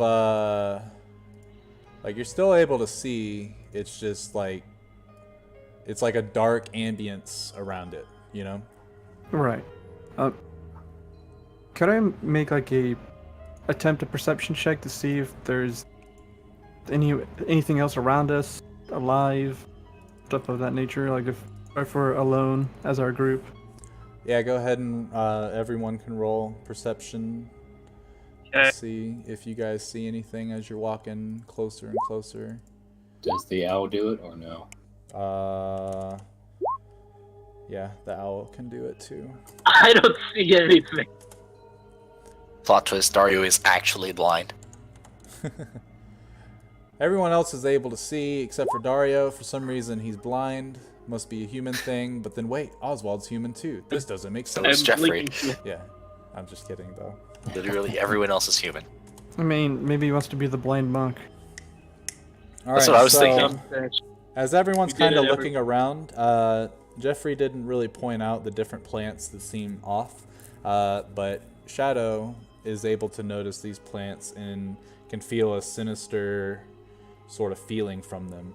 As you're looking around, you sort of see like, Shadow and Jeff would see what look to be like somewhat trails that lead into the forest, and as they get to a certain point, they all of a sudden just vanish and stop. Okay. So you said they get to a certain trail and they just stop like at that trail or what? Well, no. So there's a trail of footsteps. They look Yes. humanoid-ish. The toes are a little weird, but they go in, and then all of a sudden, it's as if there's just a line that as they cross it, they disappear. I want to do a nature check and see if I can recognize some footprints. You can definitely do a nature check, yes. Shadow can as well, if you want to try to discern what kind of creature. Sure.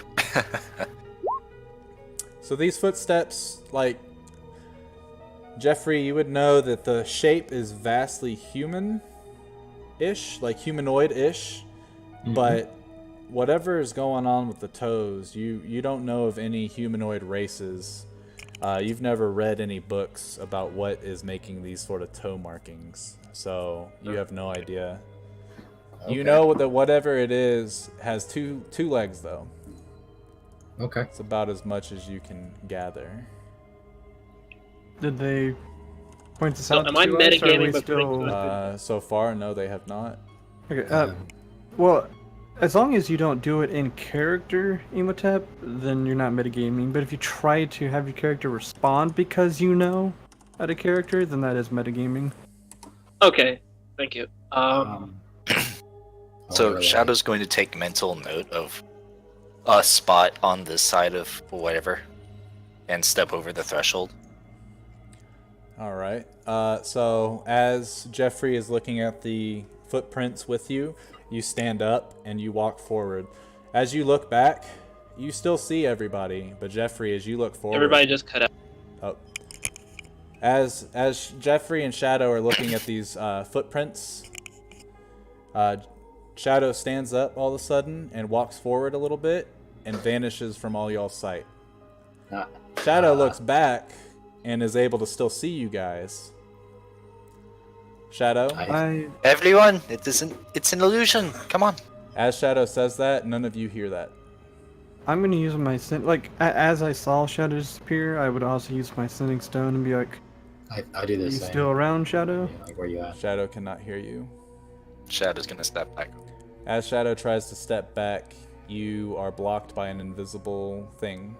Something's not allowing you to pass. I relate to the rest of the party. Did everyone just saw like Shadow disappear, right? Yeah. Did I see where Shadow, like the moment Shadow disappeared, or? Yeah, you would have seen like the exact spot where Shadow just all of a sudden vanished. I'm gonna. I think we should follow her. Well, as I'm saying that to Jeff, like, yeah, I saw that. I'm gonna like carefully walk to that spot and just. Yeah. Mage hand. I All right. guess I'm gonna mage hand, and then I slowly push it into the spot I saw Shadow disappear. All right, so as your mage hand crosses that threshold, it disappears, and you can tell that the spell has been dissipated. I say, okay. I'm just gonna reach. I'm gonna use just one arm. I can try my owl and just work into it. Might fail again at the spell. I don't know. I'm just scared. I'd rather not risk you doing that. All right. Well then, is there like a stick or something nearby? Yeah, let's I try. can Yeah, just do pick up? something like that first before we do Alright. anything else. So you take the stick and just poke towards that location. Well, like slowly. I'm not gonna Yeah. like shove it in, but yeah, take my time. Yeah. Okay. So Shadow, you're watching as they're kind of trying to figure out what's going on. You're also on your own trying to figure out what's going on. Guys, why aren't you talking to me? You're trying to move through this invisible force. You see Oswald grab a stick and slowly he starts to pull it or push it towards you. And as it hits that barrier that you're feeling, the moment that it penetrates, you watch as it pretty much disappears from Oswald's hand and falls to your feet. So it was basically pulled into whatever location you happen to be at now. I'm gonna try to stab it back. Thing. Mm-hmm. You grab the stick and try to stab it through, and it is met with resistance that you cannot overcome. No, I'm guessing I clearly felt it. Like, yeah, you felt it out of my yanked hand. out of your hand and disappear, as All if right, it was well- being pulled. Yeah, Hold on. I'm gonna. hold on. Well, yeah, I'm gonna tell Jeff and Dario. Some field just yanked the stick out of my hand, so it appears to be one way. Let me try and- my wand. So you're saying there's a force field, or no? There's a As wall? I was pushing the stick, all of a sudden, when I get far enough, it was yanked out of my hand and just Okay. went through. So I'm assuming the same happened to Shadow as Shadow was walking through. Oh, okay. I want to use the wand and just around where Shadow disappeared. All right. So as you cast your wand of magic detection, and you gain the faint traces of necrotic energy around you from those plants. But in this general location, there's no magic emanating from it. Whatever it is, it's not magical. It's pretty much, it's just like an oddity, I guess is what you would discern. So it's not a Yeah. magical force that is making it to where Shadow disappeared or made it to where Shadow cannot get back across, which you don't know that she can't get across. You think that she just walked through and is probably Yeah. just waiting for you. I think about the footsteps and I say to everybody, well, those footsteps, they all end here, right where Shadow ended. And those footsteps, like they were humanoid. Yeah. They definitely Well, have two legs. as you say that, I'm like, what footsteps are you talking about? The ones here, and I point to the tracks on the ground. See. Since he showed me now, could I guess, attempt to Can examine we see the them? rest of them now? Yeah, you guys can look at them. Go ahead and roll perception.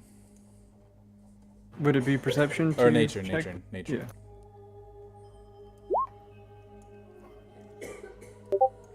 Then I want to walk up to where Shadow went through, but not go through it, and just like motion, like wave my hand, and kind of like I'm waving to somebody. And then I want to take out my I want to ray of frost, a message on the ground. Okay. So real quick, as Oswald and Dario are looking at these footprints, you guys pretty much gather the same sort of information. Whatever this thing is, it walks on two legs, and for whatever reason, when it passes this threshold, it disappears. But the toes, for some reason, the toes are strange, and you've never come into contact with something that has this sort of toe pattern. It's it's something that's probably out of this world. So no animal that we've ever come across, no monster, no thing in our world ever. Martin, roll perception for me.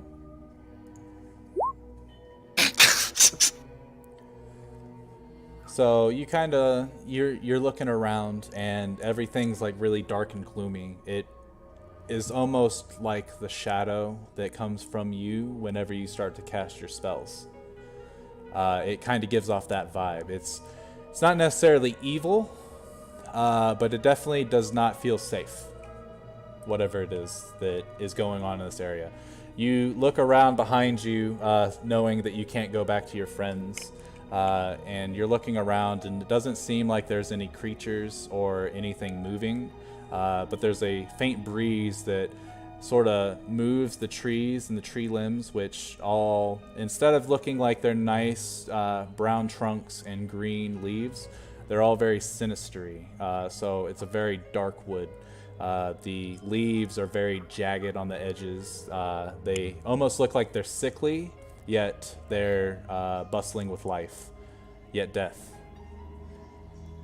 You're not really sure what to make of this. This is all out of the ordinary, something you've never experienced in your life, and it's freaking you out.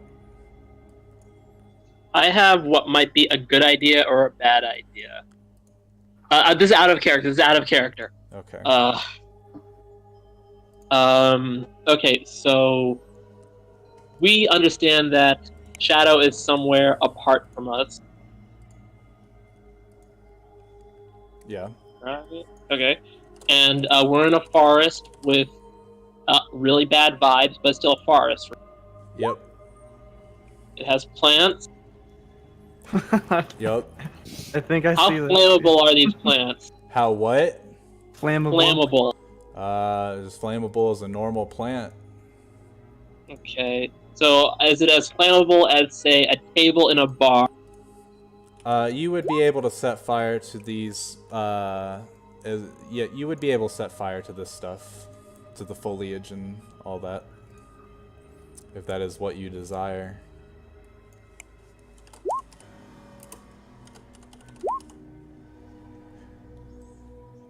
If you guys want, talk it over real quick. I have to use the bathroom. That's And then cool. I'll be right back. I advise anybody else to take the bathroom break as well. Okay. So yeah, let's just let's agree on taking 10 minutes, and then we'll get back. I will into take it it quick. once- Yeah, because I gotta go. I'll be right back. Okay. Go take a shit. So I kind of just don't want to burn down the forest. Well, he hasn't acted like that in character yet, so Yeah. Remember, he did say out of character, so Yeah. as far as Well, we're aware, like, nothing's happening yet. in character though, what I want to try to do is put a message on the ground saying like, "Are you there?" Like basically like in ice. So like if there is something like we know something is in our way, and Chad disappeared, and you said that something got pulled.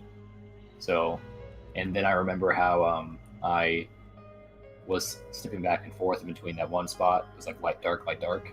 So I'm thinking something similar is happening right now.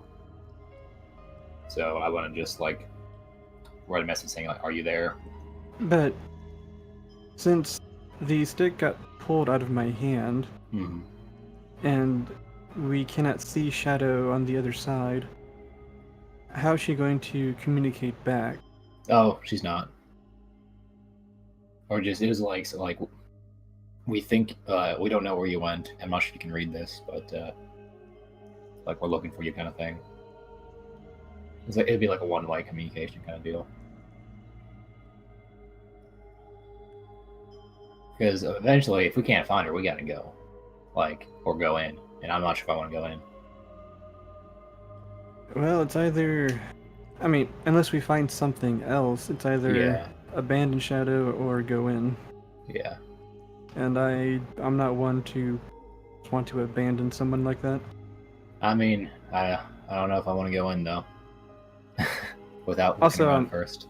I'm gonna take 1 minute and do your BRB. Yeah.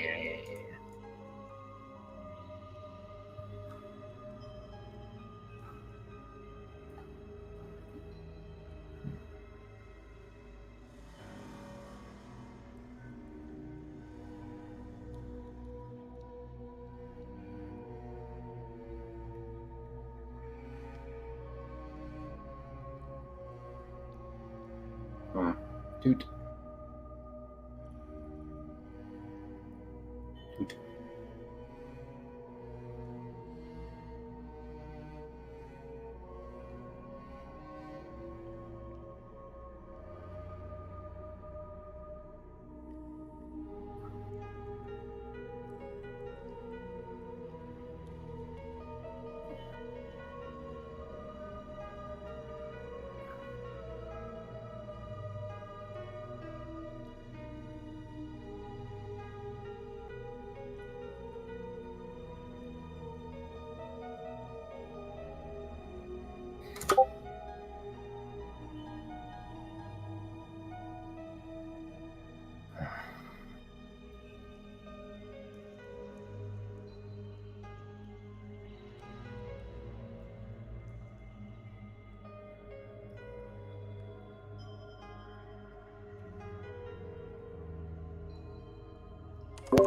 I'm back. Same. Same. Is Martin back too? He's up there. I had a conversation about him about potentially setting him and everything else on fire. Well, since Martin's not back yet, I guess I'm back. Okay. Well, whose turn do you want it to be on the side of the barrier? After what Shadow just found, I believe Jeff was doing that Ray of Frost business, right? Yeah. What exactly So, were you trying to do with it? my thought process was I remembered the area back where it became light dark by just stepping between a spot. Yeah. And I remember he just explained that something got pulled. And I know Shad just disappeared. So I'm imagining she's on the other side. And I'm not really willing to cross that barrier. I'm not sure if she can see us, but I want to try to communicate with her even if it's one way. How many trees are around? A nice amount. Like it's a decent thickness to the forest. I would say that you can count 50 trees easy, probably more at a glance. What about the one that's close by? That's away from the barrier. Yeah, there is a tree that is close by. You want it to be on the side that you guys are on this barrier? Yeah. Yes, my side. Okay, yeah. You would be able to discern that this tree is not on the other side of the barrier. I'm going to take my rope and tie a knot around this tree as firm as I can. All right. I'm going to take the other end of the rope and toss it, or push it through the barrier as well. Okay, so you take your rope, tie it around. You get a nice tight knot. You walk back over to where Shadow had crossed over, and you take the rope and you throw it over.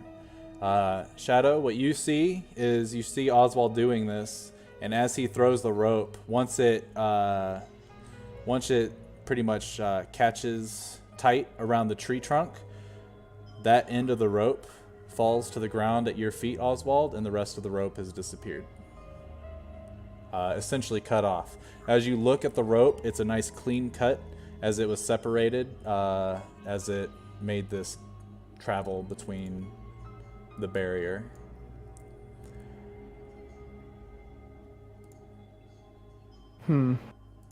Well, it seems whatever is happening here, it's forcing everything to go one direction, assuming everything is okay on the other side. For all we know, Shadow could be not existing right now. Baby, oh. She could be dead, or she's... I'm going to... How much rope would I have lost then? I would 50... say maybe 10 It was feet 50 of it. feet. Alright, I will take the rest of it back then. Okay.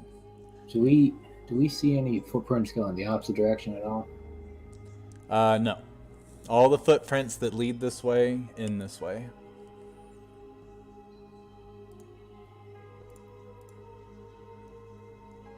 I still want to try... No, I don't. I still want to try like writing stuff on the ground in ice. Okay. What do you want to write?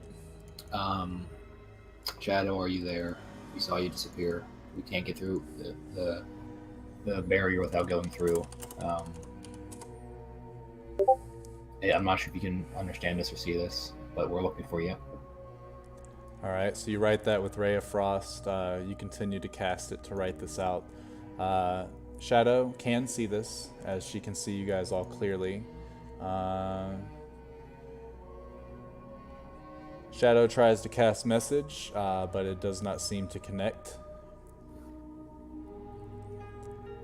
And is there anything else Shadow wants to try? Oh, not yet. We haven't gotten to desperation. I'm going to look to the party.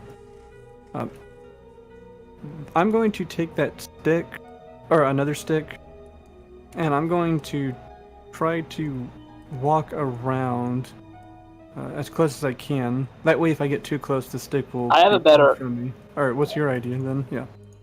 I might have a better idea, similar, and if that's too expensive, we can try something else. But can you use an ability to, like, in a controlled way, aim around what we think might be the barrier? Is there a spell that we can use that's not fire, because that might be a problem, that we could use to aim around where we think the barrier might be, so that we can have a more clear idea of where it is, and maybe even communicate with Shadow in that?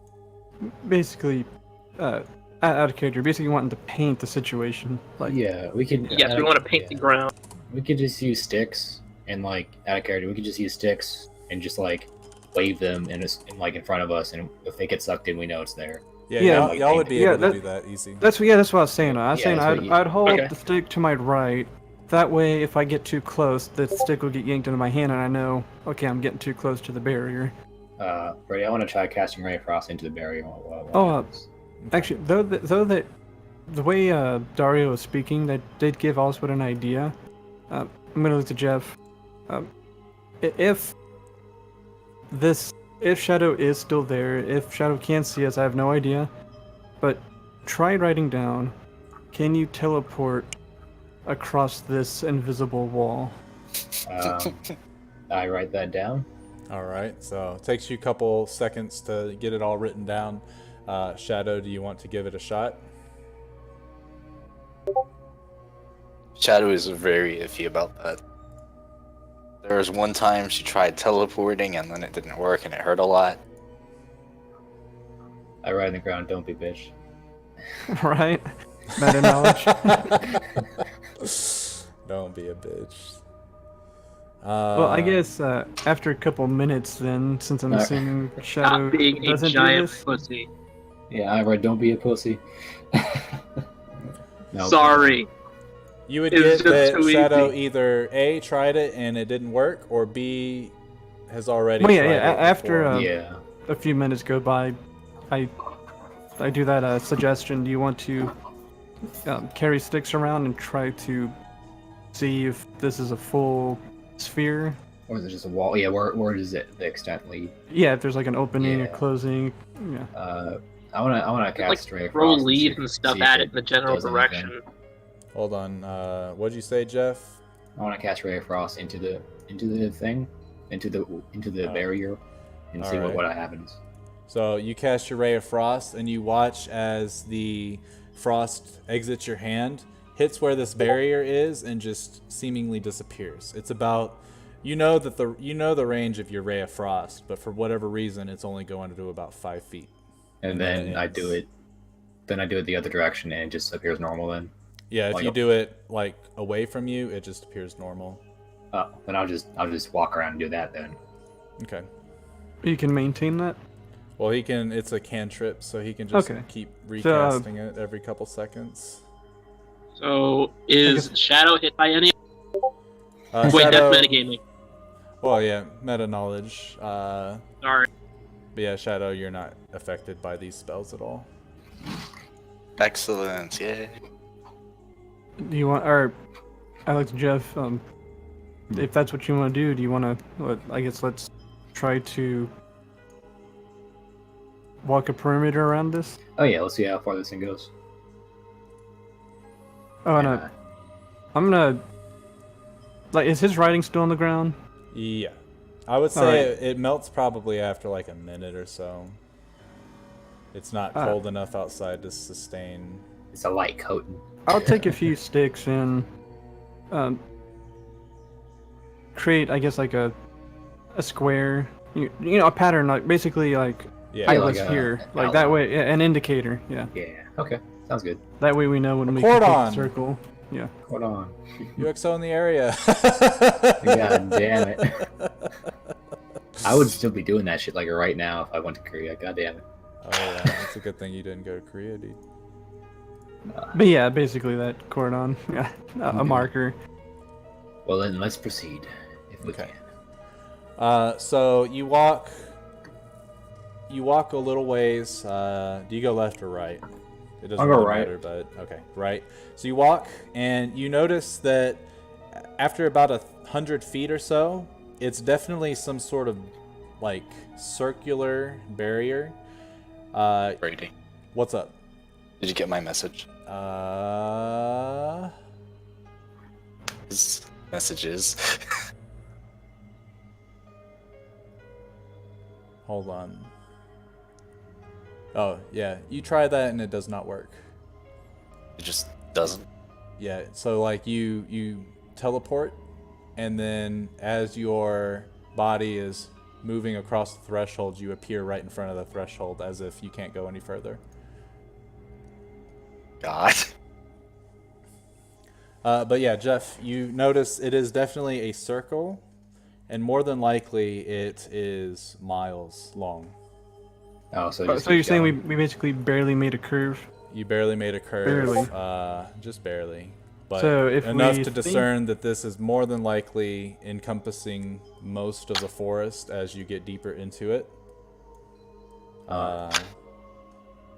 I wanna bring back my owl and put it back in its pocket dimension before it flies into it. Okay. So your owl Nope. goes into the pocket dimension. Easy. So we basically discerned that if we tried the full circle, we'd be spending You'd be hours spending a upon few hours. or well, more like Or days, maybe. Yeah. Days trying to figure out exactly how big this is. Because Well, none of y'all have ever been to this forest before, so you're not exactly sure how big it is. But it looks healthy. as a forest should, and it's probably miles of forest. What do you need, pal? So, I Go lay down. want to go in, but I am not ready to go in. No, there was also. Or wait, never mind. That wouldn't work. I tell the rest of the party I want to stock up on potions and stuff before we attempt this. Yeah, this would take too long trying to circle the perimeter as well. I can only think of two choices. We either go back or we try to push through this barrier of some sort.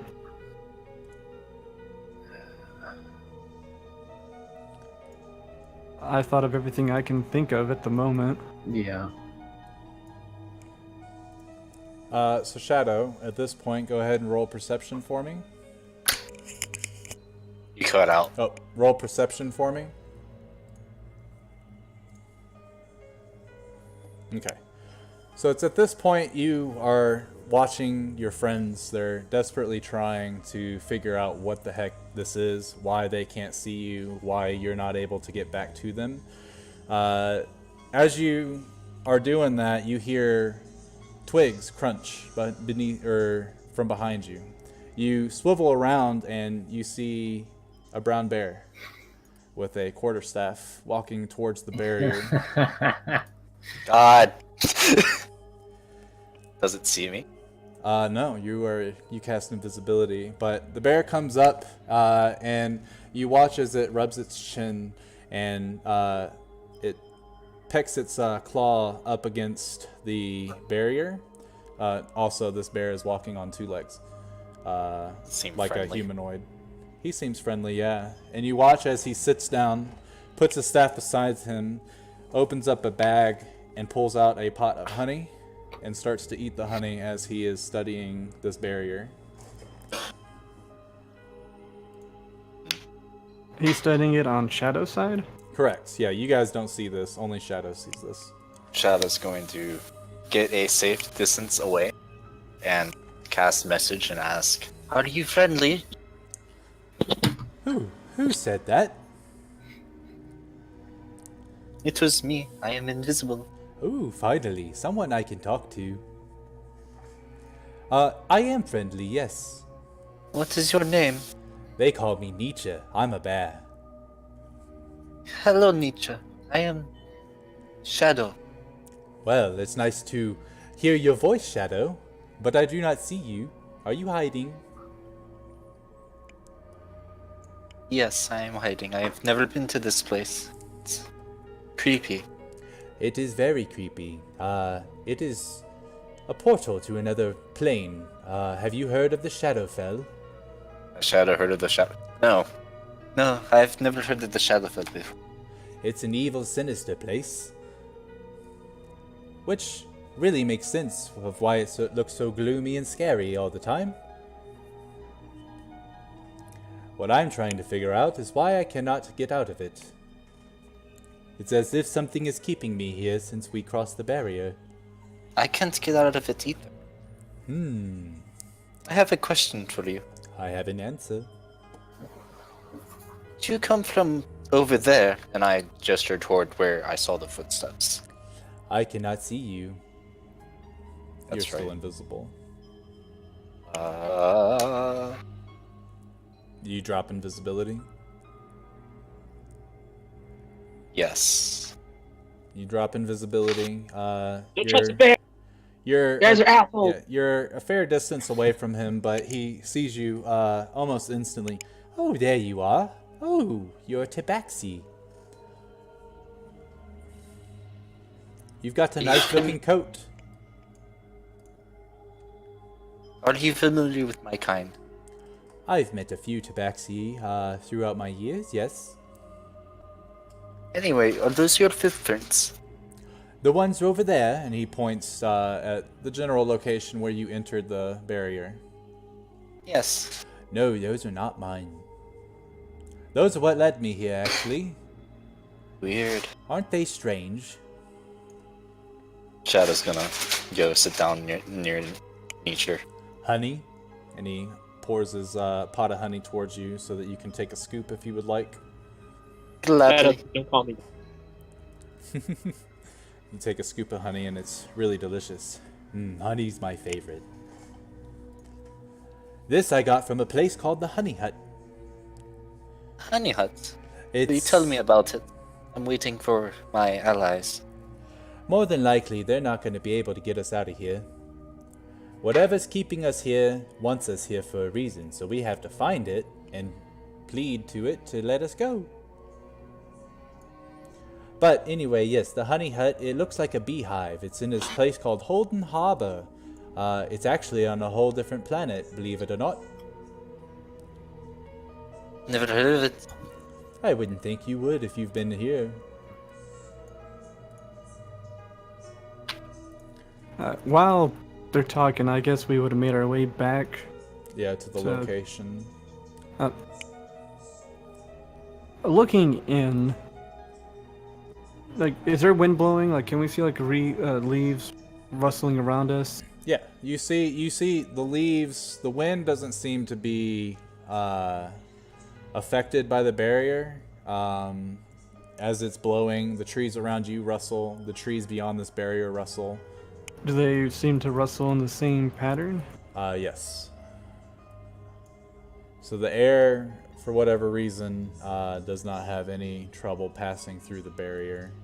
It seems, from what you've gathered, it's more natural, like living essence that gets trapped in the barrier, as opposed to non-living material. I'm going to point that out to Jeff and Dario and be like, look at the trees, watch the wind. It appears that it is still connected to that there's still a connection between what's happening on our side and whatever's going on with this barrier. I see. Shut up, Martin. Yeah, Pillage of Eternity 2, yeah, I picked the Mystic for my character, for that chat option. Pocahontas. Yeah. It's at this moment Nietzsche transforms into a raccoon. Also kidding, that doesn't happen. That was a Pocahontas but he joke. could. Yeah, he could. Are those your friends, Shadow?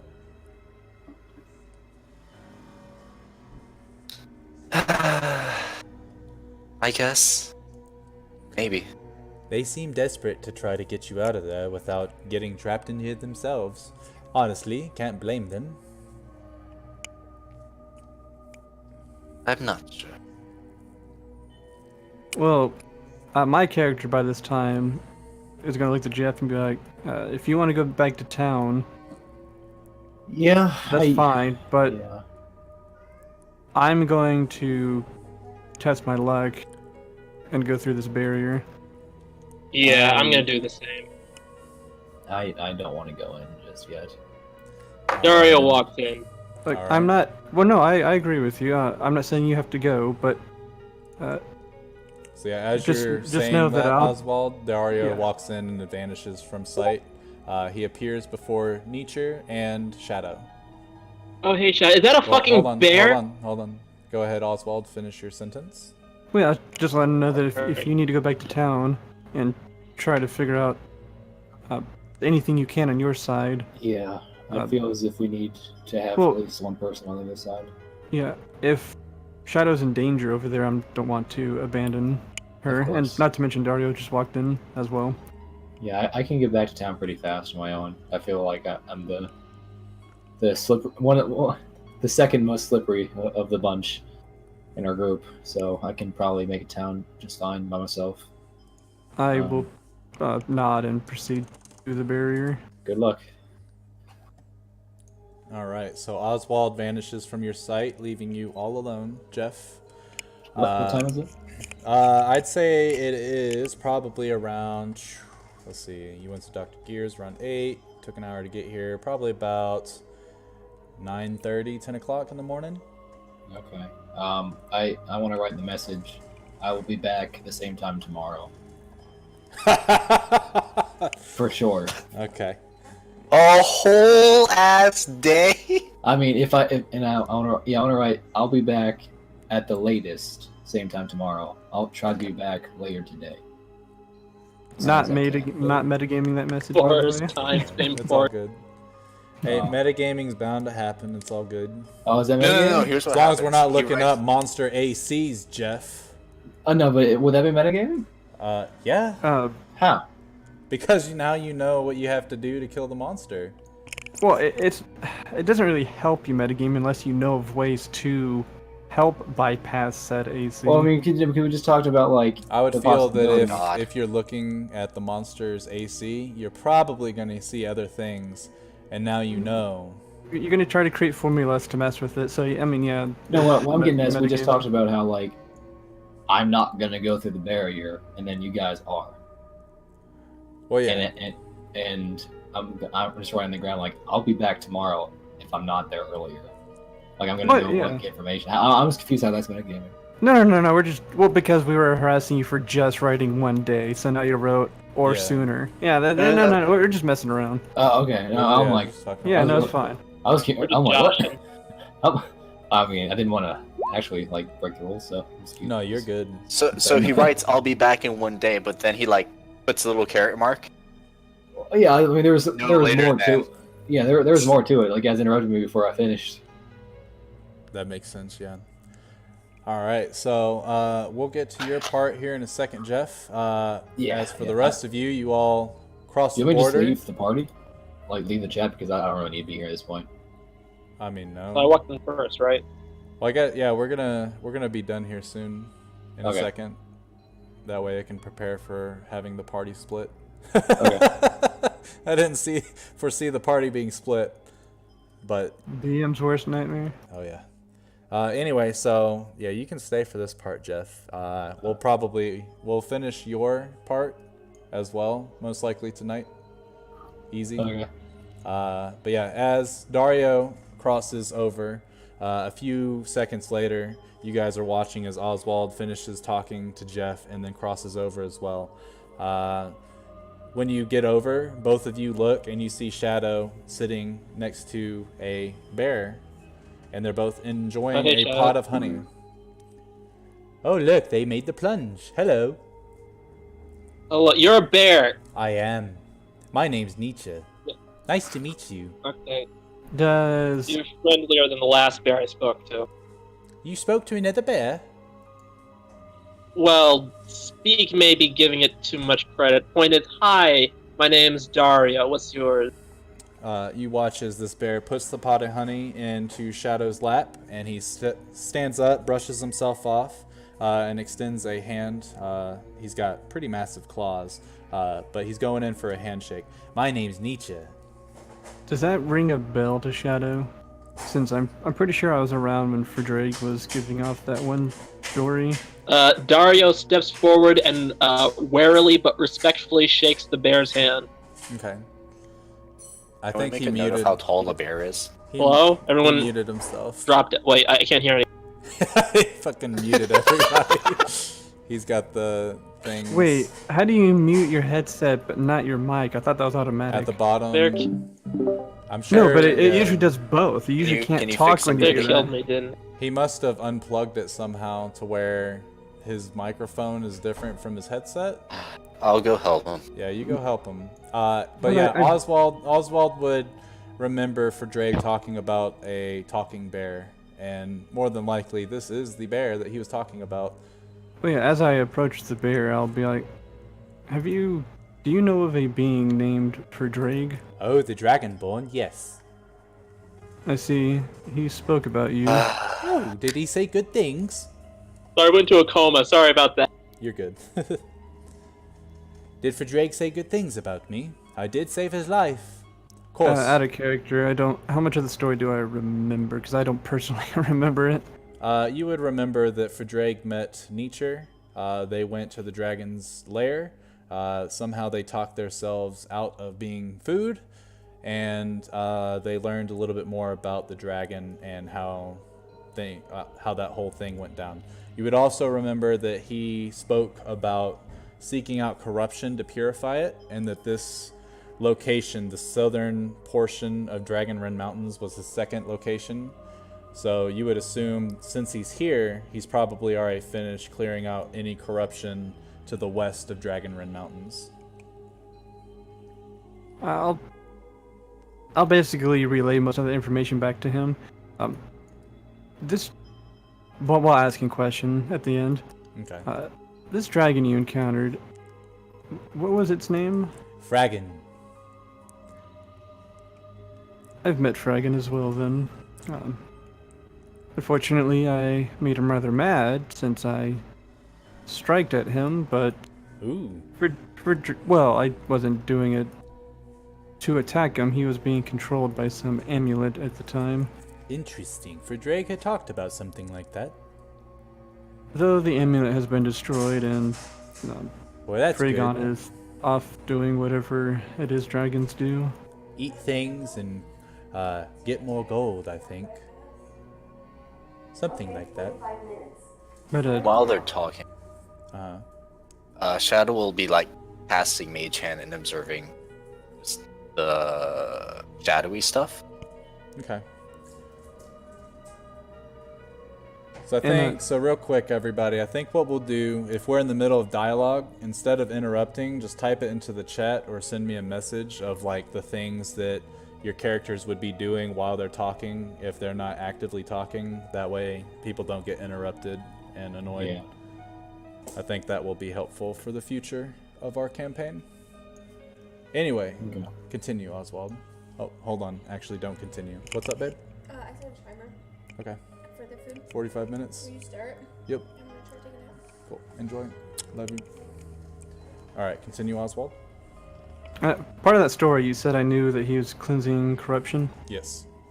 Alright, then, so I'm assuming because you're here, you are seeking to purify things as well? Correct. There's some sort of evil that's leaking out of this area, and I'm trying to figure out how I can change that. Do you know anything about this evil? Well, I've only been here for a matter of hours, so no. But we can all explore together. Strength in numbers, after all. I'm assuming that means you do not know how to leave the barrier then?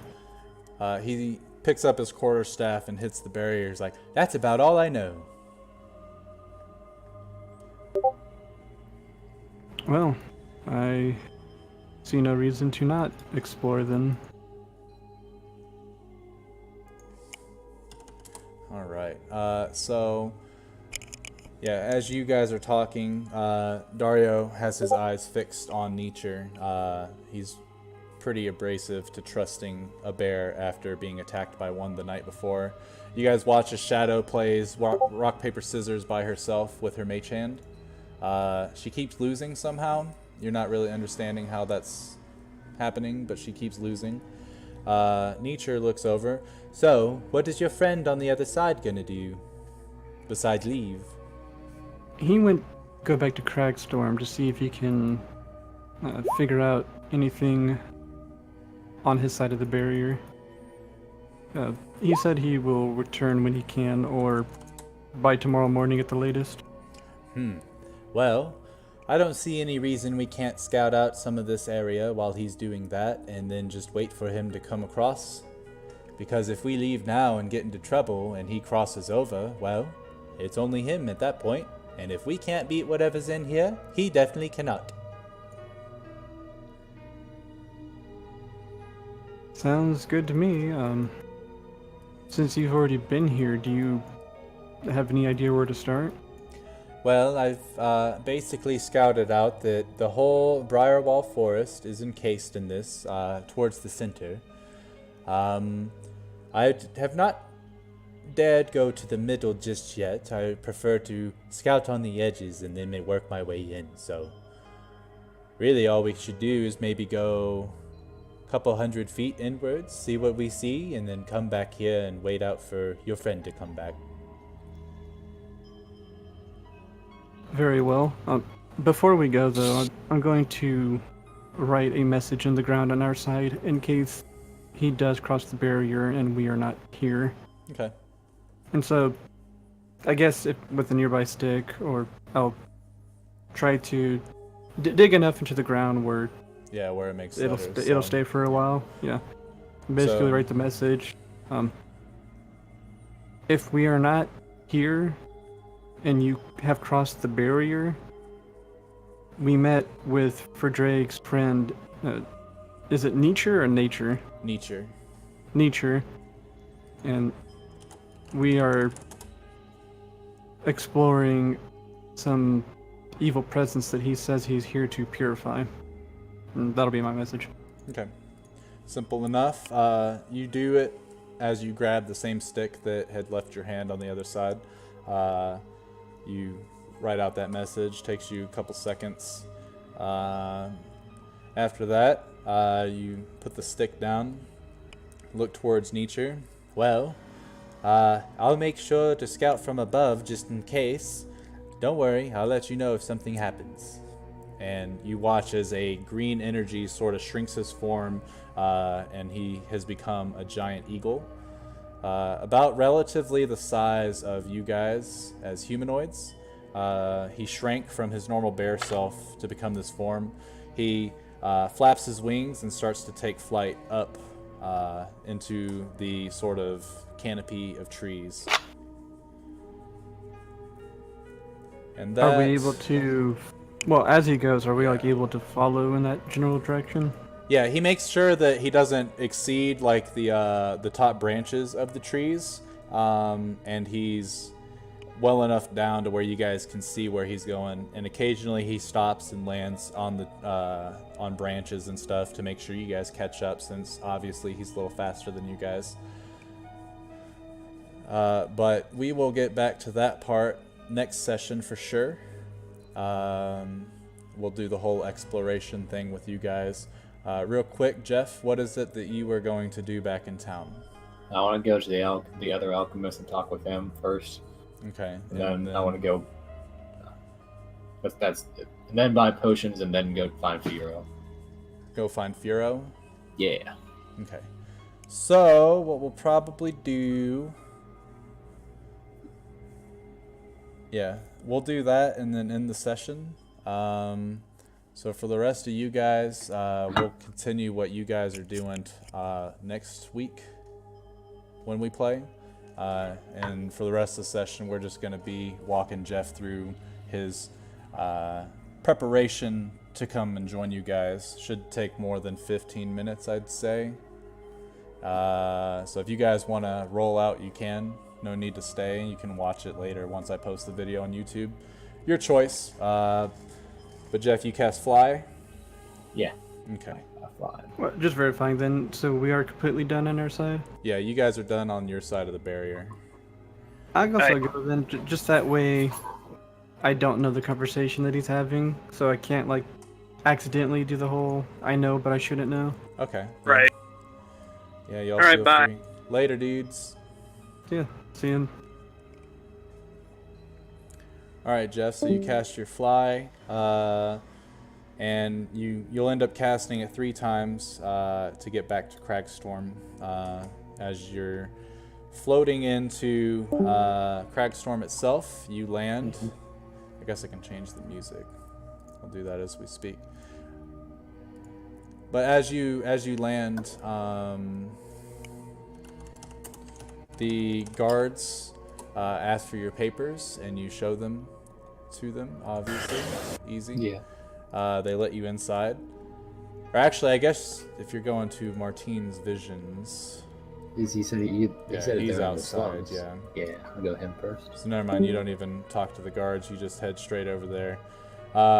You notice that as you're flying towards where that palace is, that you see archers lined along the walls. There's no archers elsewhere on the walls, just by the palace, and they all knock arrows and aim them towards you. So you fly more southwards, and they keep their eyes on you, arrows knocked, but they're not aiming at you as you divert your path. That gives you the message, do not come over here with your magic spells and stuff. Okay. They shouldn't. Cool. You fly over towards Martine's Visions, and you walk up into it's not a really good looking shop. It's better off looking than a lot of these other houses in the slums, but it's definitely nothing compared to Dr. Gear's house. What Dr. Gear has in luxury, this man has given up to help the people around. So, and you can see that from the appearance of his shop. So as you walk in, you see a gentleman, probably mid-40s. He's currently wearing a sort of mask around his face with goggles on as he's doing something, mixing various herbs to make different potions and stuff. He's got a little fireplace going that he's sitting near as he's sort of dipping out various liquids, pouring them together, and you can sort of see a gas form that he's trying to not breathe in just in case he makes an accidental poison or something. As you walk in, there's no other patrons inside, and he does notice you. I'll be with you in one moment, please. Hold on. Holding. You watch as he continues to concoct this potion. You see a mage hand come over and dabble some things into his little concoction. He mixes up the vial, corks it. Another healing potion. Hello, good sir. How can I help you today? Hello. My name is Yef. And I go to shake his hand. He receives your hand. The name's Martine. Martine, nice to meet you. You as well. You're an alchemist or a apothecary, or what are you exactly? Either title will suit me. Yes, I make potions and the sort. I try to make herbal remedies, all natural, to ease the pain of those that are less fortunate than those beyond the wall. Okay. What do you know about this plague going on? Well, I know that the Grand Wizard of Cragstorm has not been able to discern anything from it, so they tried to get Dr. Gear into investigating the root causes, but obviously he's greedy, and they have not paid him well enough for him to make any notable, what would it be? Progress? Discoveries? Yeah, progress. Notable progress. And they won't allow me to look at it as I guess it interferes with how Dr. Gear's contract is. Who knows? I noticed you're using a mage hand. Are you also a wizard? That is correct. I also pull out a mage hand, so am I. You guys do a mage hand knuckle to knuckle fist bump Nice. from one wizard to another. So what I brings asked you him- to my shop? Well, I first came to buy some healing potions because Very well. I have one, and it's always better to have more than one. Oh, definitely. I How can much definitely. do they cost? Well, do you need me to make them for you, or would you just want my stock that I have now? Would there be a difference? Well, if I have to make them, it will take some time. I do have 3 available, though. What sizes are they, and how much would they? How much would they be? Let's see. They are. Where did my book go? He's got one. I believe it is one superior, which is the second tier of healing potion, and then he's got 3 regular healing potions. Splinter, I get it, dude. You have to go to the bathroom. Sorry. How much do those cost? He looks at you and says, I can let go of the healing potions for probably 25 gold apiece. That's what I've been charging the people around here. The superior, though, is going to cost you 150. I'll take 2 of the regular. All right. So that'll be 50 gold, and then add 2 potions of healing to your kit. He hands you 2 small vials of red liquid. to brag healing. Okay. I ask him, what does he know about the forest? Well, you generally don't see many people go over there after all, it is cursed. What do you mean? Well, have you been over there yourself? Quite recently, yes. Have you not seen the ominous gloom that seems to enshroud it as you get closer and closer? Oh, you mean the fact the sun disappears and once you go past a certain distance away, it becomes immensely dark. When you walk back, it gives light again. Yeah, I've noticed that. Well, many folks have ventured through the woods. A lot of the children actually think it's a game to see who can go in furthest without getting scared. And generally, those that are brave don't come back. Um, do you know anything else, like certain creatures or anything that lives in the forest that's dangerous? In all Aside from- honesty, I can say without a doubt I've never seen a creature emerge from that forest. So things go in, but they don't come out. I would have to say that is correct. Okay. Need a few more things. Do you sell any magic items I do not. aside from potions? I only have potions, unfortunately. Okay. But you Do can you- go to M&M Enchanters. Oh, I've met Marvin and Marvine. Ah, yes, they're good folk. Nice people. Yes. So another question, as a apothecary, have you ever dealt with lycanthropy, like werewolfism? Werewolves. Yes. I've heard stories, but I thought they all myths. Have you Um, encountered such a creature? Well, we encountered someone. I had a tavern brawl earlier last night, and 4 men changed into a werebull, a werewolf, and 2 boars.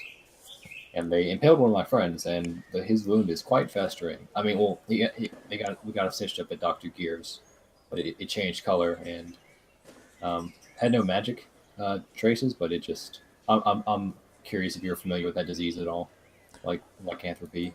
But obviously, you said it's a myth, so I'm guessing you haven't then.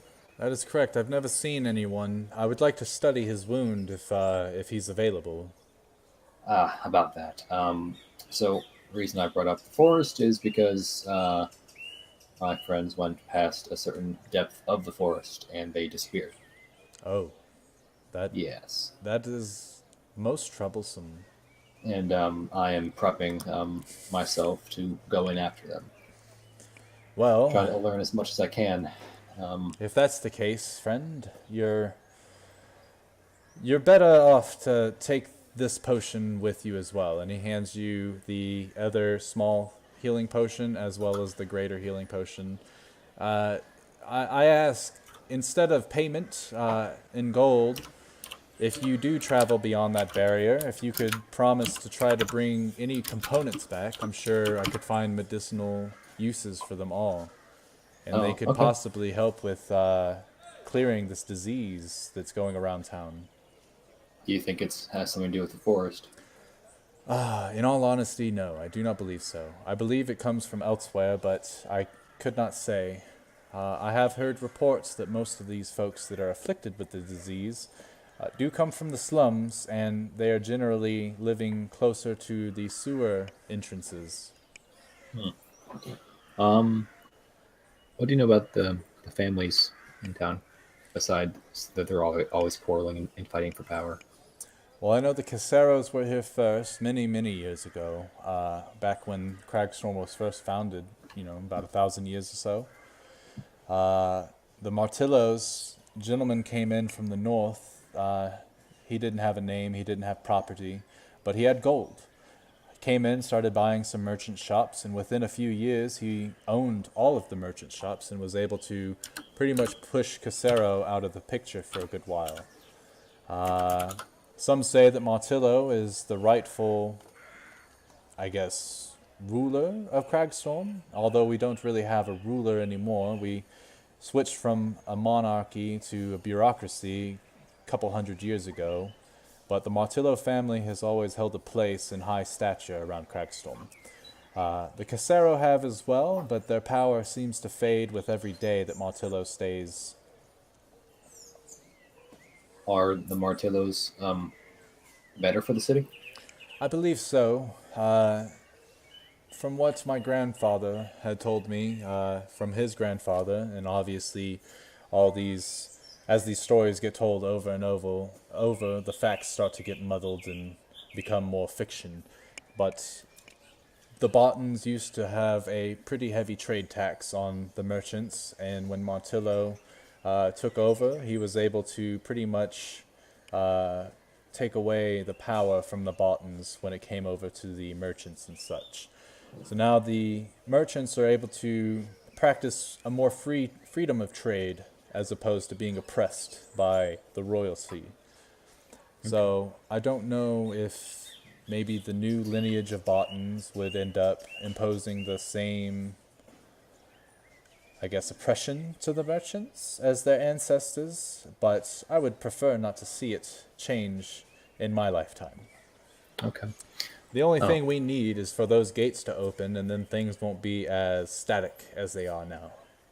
Do you want them to stay static, or you want them to be I how would they were? prefer everything go back to before this disease became a concern. Okay.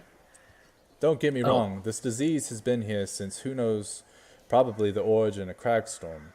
Could be the area itself, but for some reason in the past few weeks / month or two, it's definitely been more notable. Okay. Before I forget, would you be interested in? I have collected through my travels a bunch of various animal blood samples. I'm not sure if they'd have any medicinal uses. I have owlbear, direwolf, basilisk, a boule, if you know what that is, and a giant boule. feral rabbit. I would definitely be intrigued in seeing if there's anything that I can concoct from them. How much do you plan to sell? What would be a fair price? I honestly don't even know. I could just give you a vial of boulette and rabbit blood and direwolf. I feel like that, plus you getting any components out in that shadowy forest, would be a proper trade for the potions I gave you. Okay. Yeah, he flings 20 gold back your way. And here, just because I feel like you're really here trying to help out this city. Oh, thank you. I'll give him the basilisk and the owlbear vial as well. All right. And then So you give him one boule, one giant feral rabbit, one direwolf, and then the basilisk and the owlbear blood. All right. So And boule, then basilisk, feral rabbit. What was the other one? Direwolf? direwolf and owlbear. Owlbear. All right, cool. And then I also hand him 4 big carrots and tell him to be very careful with these. These are no ordinary carrots. These will change a man into a partial rabbit. That is unsettling. Was it a rabbit? It was. Yeah, it was. Yeah, this will change a man into a small rabbit. So don't eat them, and don't plant. I mean, you can plant them, but don't eat them. Don't consume them. And don't. And if you feed them to other rabbits, it will cause them to. Minus some adverse effects, as in make them giant and feral. I'm not quite sure. And I pull out my giant rabbit head. It's encased in ice, and kind of like this guy right here. Interesting. Well, I would prefer that not happen. We have enough issues with this plague not plague, sickness. Yes. But yes, if you're able to get your friend out of the Shadow Forest, if you can bring him over for some closer study, I would really love to try to set him right. Okay. One more question. There was another alchemist apothecary in town that... The one that blew up? Yes, but what was did you have any involvement with him, or did you know him at all? All I know is he was privately contracted from Casero himself, and other than that, I just know that his methods were not pleasant. Okay. Well, I was curious because I heard about the whole fiasco and just didn't know how you thought about it. Honestly, it's probably for the better that he's gone. Okay. Um. Well then, I think that's all I have. Very well. Well, it Uh, was nice to meet you, Jeff. you as well. All And right. what was your name? Martin? Marvin. Martine. Martin. And I shake his hand and wish him farewell He and bid him shakes farewell. yours as well and sees you out the door, and then heads back to making more potions. Okay. Um, I want to, if you still have time, Well, yeah, you wanted to go talk to Firo? I want to go talk to Marvin and then Firo. Okay. So you head into Eminem chanting after going through the gate. Hey, how you doing, Jeff? Uh, Not so great. Friends we went to the forest. We Whoa, whoa, whoa, saw whoa. You're not saying the Shadow Forest, are you? The one over the to the the, west? the very same, yes. Ah, idiots. And Haven't you heard? not quite, obviously. Oh, well. Hopefully you guys make it out alive. Well, you're still here, actually. You're fine. I I came back to get more information before I try to go back in and help them. You're actually going back in? I feel like I have to at this point. You're dumber than you look, but I like the balls on you, kid. Do you know anything? Can you tell me anything aside from that place being haunted and this and people disappearing? Because they disappeared. Unfortunately, no. I've not actually ever crossed the river. I try to stay as far away from that place as I can after I heard the stories. You know, Okay. one of my grandparents wandered in there themselves, and we never saw him since. Um, I I want to take out a piece of paper and write down the tracks I saw and ask him if he's ever seen those before or knows who these are. Those are definitely strange. It's as if he's got some fucked up toe or something, huh? Exactly. Well, we saw a bunch of unless it's a these. gentleman that has a fucked up toe, then I don't know. Okay. Didn't know if there's any folklore around here. Kids' tales to scare them away from the forest. Well, we tell them that if they go in, they don't come back. I think that's pretty scary myself. Well, that's true so far. But kids are idiots, huh? So earlier I asked about Yeah, the tiny bags bags of- of holding. I got 2 of them ready for you. basically I'm trying to use them as a last resort self-defense weapon. Okay. And I think I might try to break the wall down with that. Wait, the wall. The barrier. I don't know whatever it is because my friends passed it and they can't get back. So there's actually some sort of barrier that keeps people from coming out of it? And or they could just be dead. I don't know. Yeah, that's true. You But, know, I'd probably say that they're probably dead and you should just go on your way. Nice I knowing wanna- them, huh? I want to try one thing. I'll use my owl and then my familiar to at a safe distance combine 2 bags of holding, like you said, never to, and see how that works. Well, Maybe it'll bust them out. alright, here's the thing. If you use 2 bags of holding and you put one in, it doesn't really do anything strange or powerful like I suggested. What really happens is all the contents of both bags will end up expelling out in the area. But So I was telling, there's no like combustion effect or anything like that. there's no nothing like the immediate stuff in the area doesn't get sucked in either. No.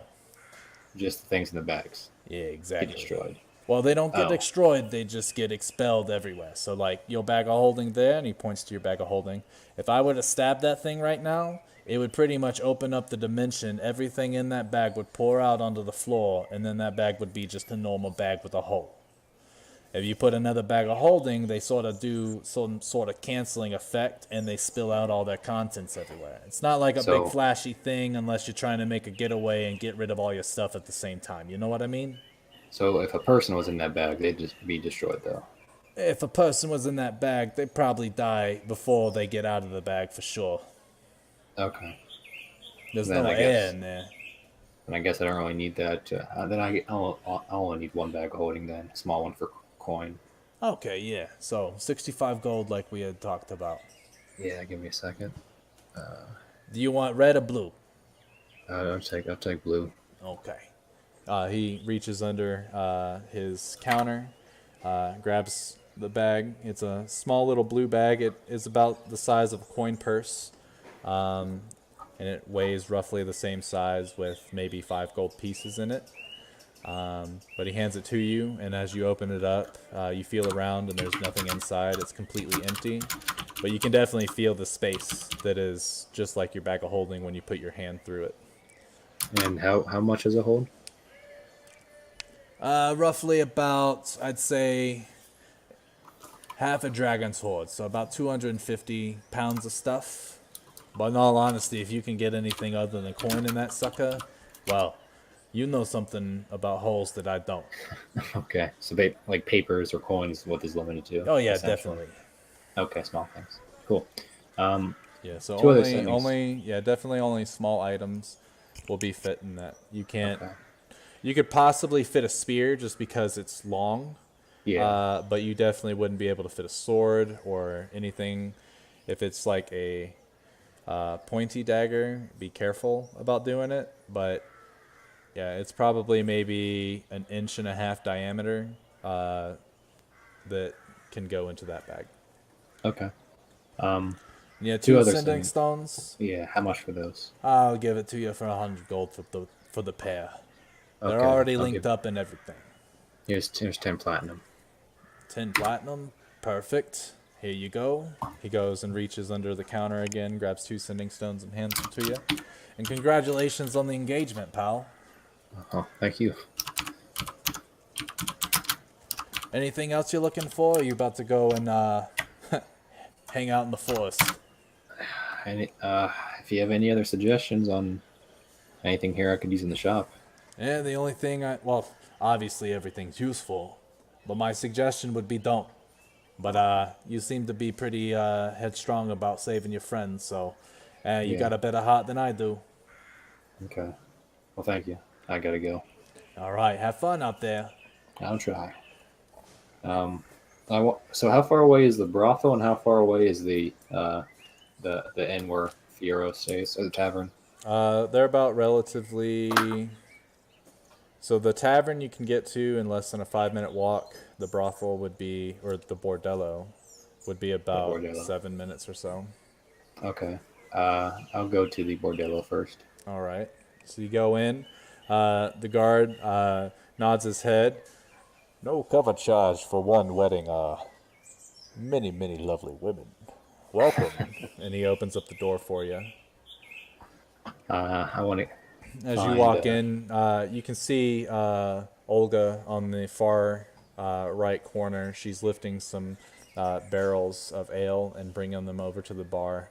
As she's got 2 barrels, one under each arm as she's carrying these, and she looks over at you and winks and says, "I'll be with you in one moment." Okay. She heads over to Jason, puts the barrels down. He starts to hook them up to the tap machine, and then she comes over.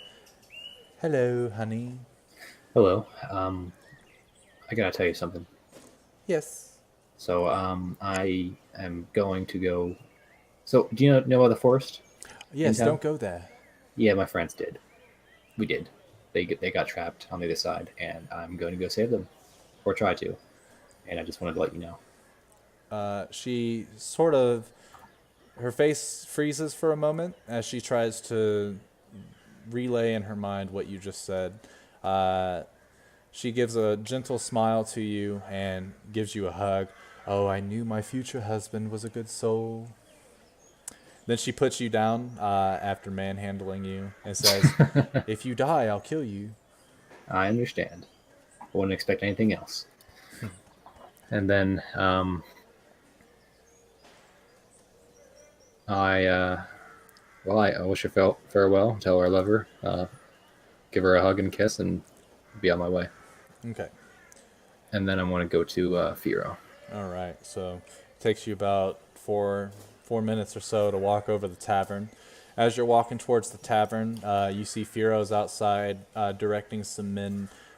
They seem to be sprucing up the place after the attack. He looks over his shoulder and sees, my favorite magician, Jeff. How you doing? Admittedly, not so well right now. Oh well, how can we help, pal? You helped save our hides last night. Oh, thanks. So you know about the forest, right? Oh yeah, don't go there. The one to the west where people disappear into. Yeah, you go there for flowers and you don't go any further. That's for sure. Yeah. So you notice how there's usually more people in my party, right? Oh, are they not in the tavern? I thought they No, were no. maybe sleeping. No, they were with me earlier when we were in the forest. You guys went to the forest. Yes. And let me guess, you can't find your friends now. They passed the cat, the dumbass cat went. She walked in first and she disappeared. Those damn Then- curious felines, man. Yeah, and then Oswald had to go try and couldn't leave her. Then Dario, same thing, and I came back to try to get some supplies before I try to go back in, get some information. That's a smart way to do it, but what if they're dead on the other side? That's something else. Yeah, I know. And what if they died because they didn't have you to back them up? You're powerful. I am. I mean, they're more beefy than I am. They can get out of a pinch, but I think they need me, and I'm trying to get there as fast as I can. Well, what can I do to help you? I'm very limited on what I can give you right now. We're That's fine. pretty much arming up. I think there's going to be a war here soon between us and the Caseros after what Butcher pulled. Okay, well, hopefully it doesn't happen too soon. Hopefully I can help you out once we all get back, if we do. Sounds good. But I take it you just came as a courtesy? Yeah, just want to let you know what happens, and if you knew anything, any legends or any information about the forest, anything like that. The only thing I know is that whatever lives in that thing is pure evil. Okay. Because once somebody crosses over a certain part of that forest, you never see them again. So the place already looks sinister from a distance. Even from here, you can look and see something's wrong about that forest. Mm-hmm. So I don't know what you're getting into, but good luck to you. Do you know anyone else in town that would have any information on this at all? The only person would probably be the Grand Wizard, but she's pretty tied up with the Bottons right now. Not to mention they don't just give audiences to the Grand Wizard for anything. So unfortunately, friend, I think you're on your own. Do you know where she... She's in the Currently palace. is. Location that us common folk can't go to, huh? Okay. Would a... Okay. I might be able to get in there, though. I can change my shape into a creature. I'll let you know right now. They got That's a bad idea. Yeah, it's a very bad idea. They got magicians and stuff over there too.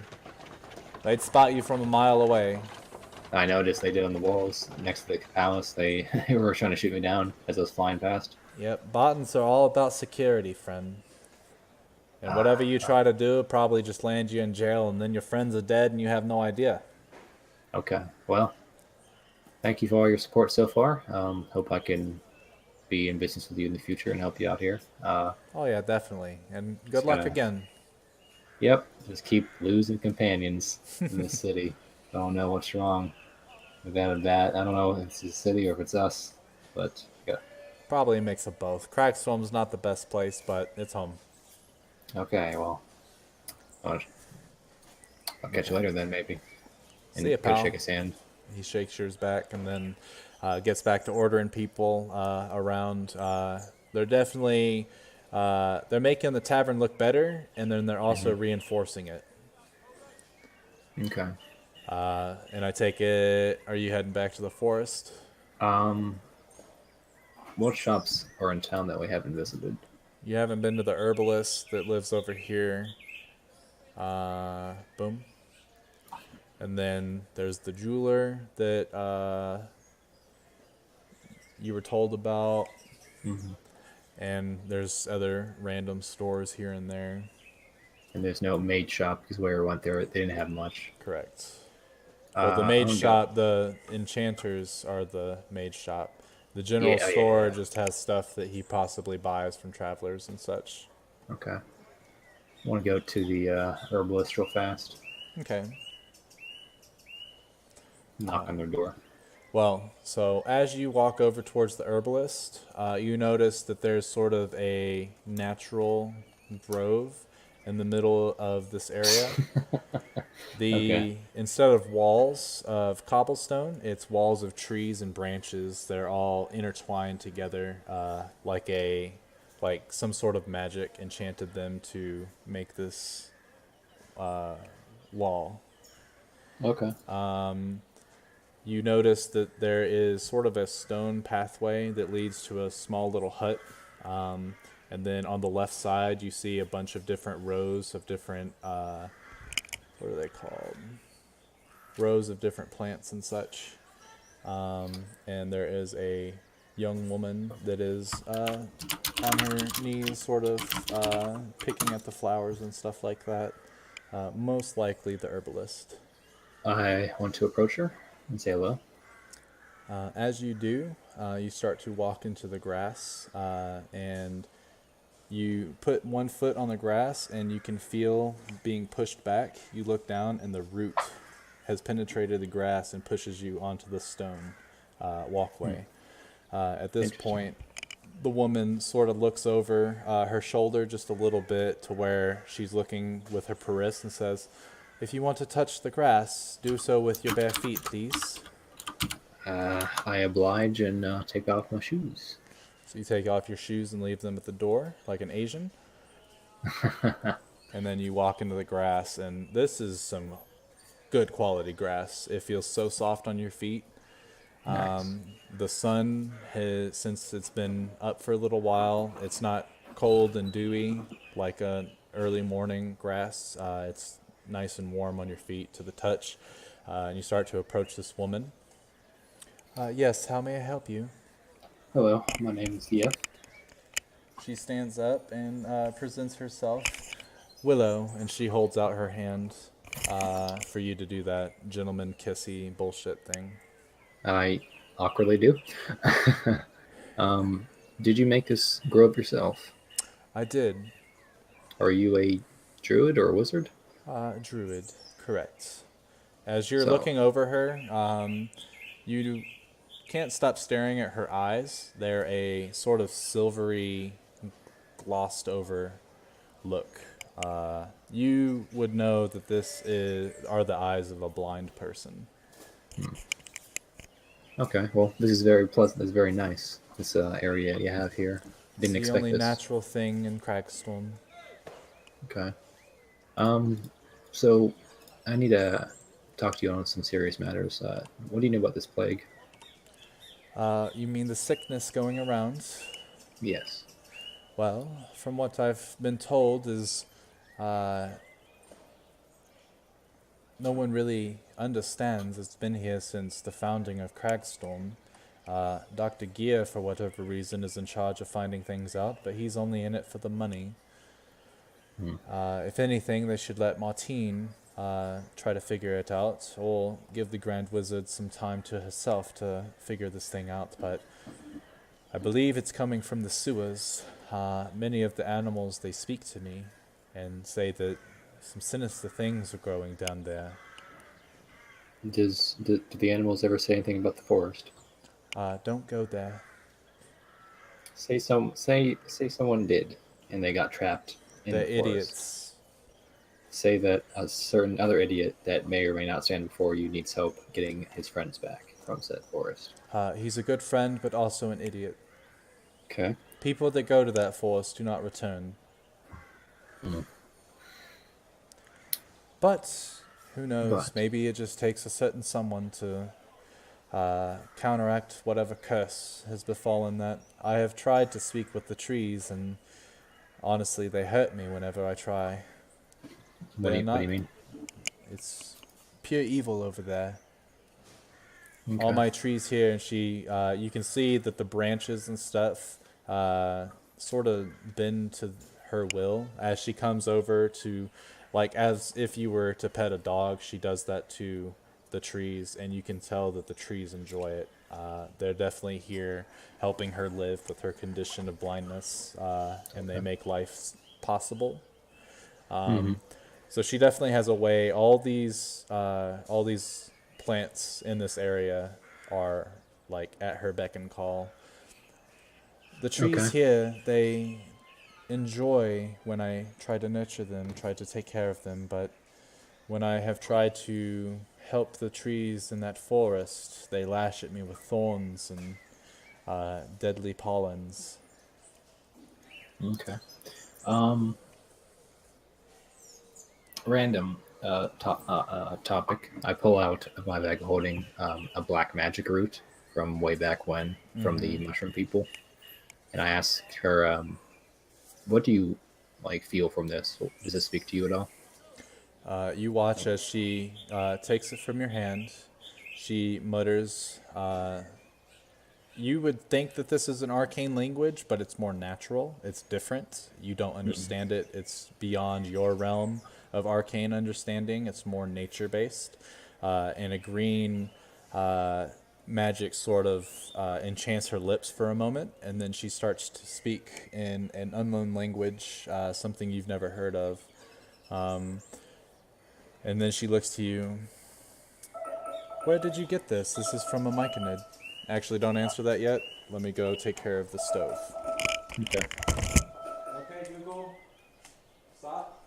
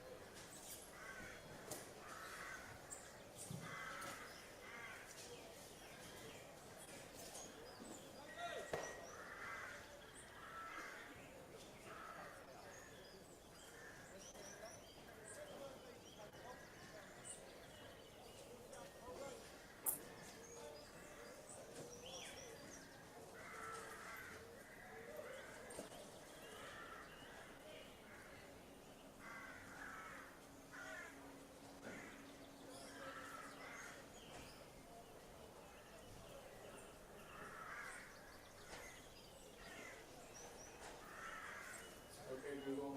Set a timer for 20 minutes. All right, 20 minutes. Starting now.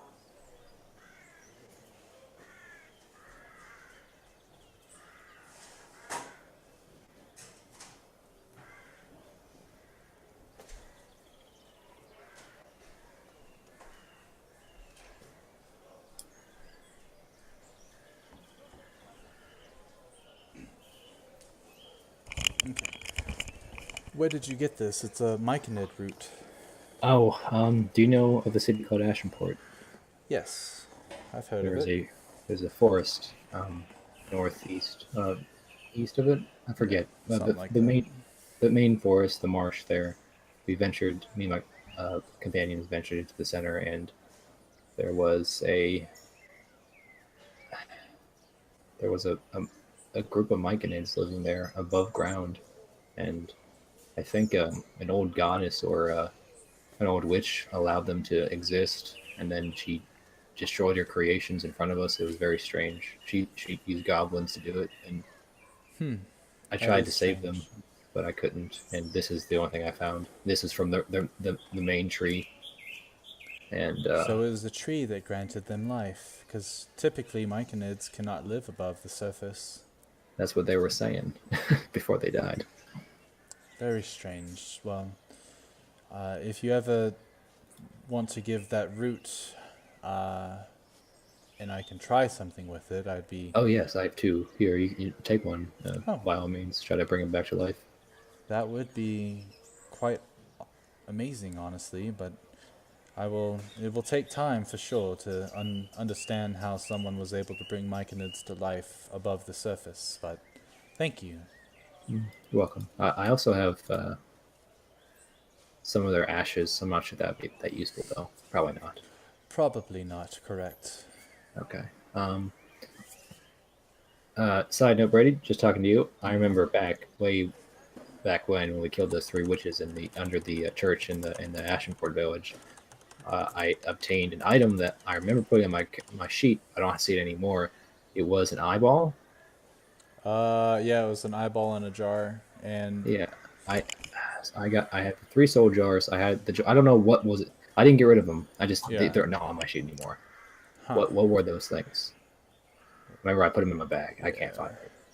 Like I wrote something down called witch's eye, but like it was an eyeball or something. Yeah, And it would have been, yeah. So I know you have 3 more soul jars, and then you have a preserved eyeball. That's what it was. Yeah. I deleted it for some reason. And then what was the last thing? I believe that was it. You had Preserved a key, eyeball. but you gave the key away. Did I? Yeah, you gave it to. Oh yeah, that's right. Yeah. I don't know who I gave it to. I gave it away. Yeah. So it was preserved eyeball, and that was it. Yep. Yeah. I got the orb from them. The soul jars. And it wasn't like a helix or a squid eye or something. That I don't know what to get that for. Just the eyeball. Yeah, all you know is it's a eyeball. It looks like it's a humanoid eyeball with the pupils and stuff, but you haven't really studied it or anything. Also, I have the potion of the swamp thing for some reason. Potion of the swamp? The swamp creature that we killed. I took a sample of it. Yeah. I want to give this to her too. Okay. Interesting. I will have to further study it. I've not seen this concoction before. It's quite viscous. This was from a I'm not sure what creature it was, but it bubbled up from the swamp, and it was eating goblins because they were attacking it. Huh. I think we angered it, and we had to put it down because it was coming for us. But such is the cycle of nature. Yes, maybe you can figure out something from it, from its essence. Very well. Well, thank you, Jeff. Welcome.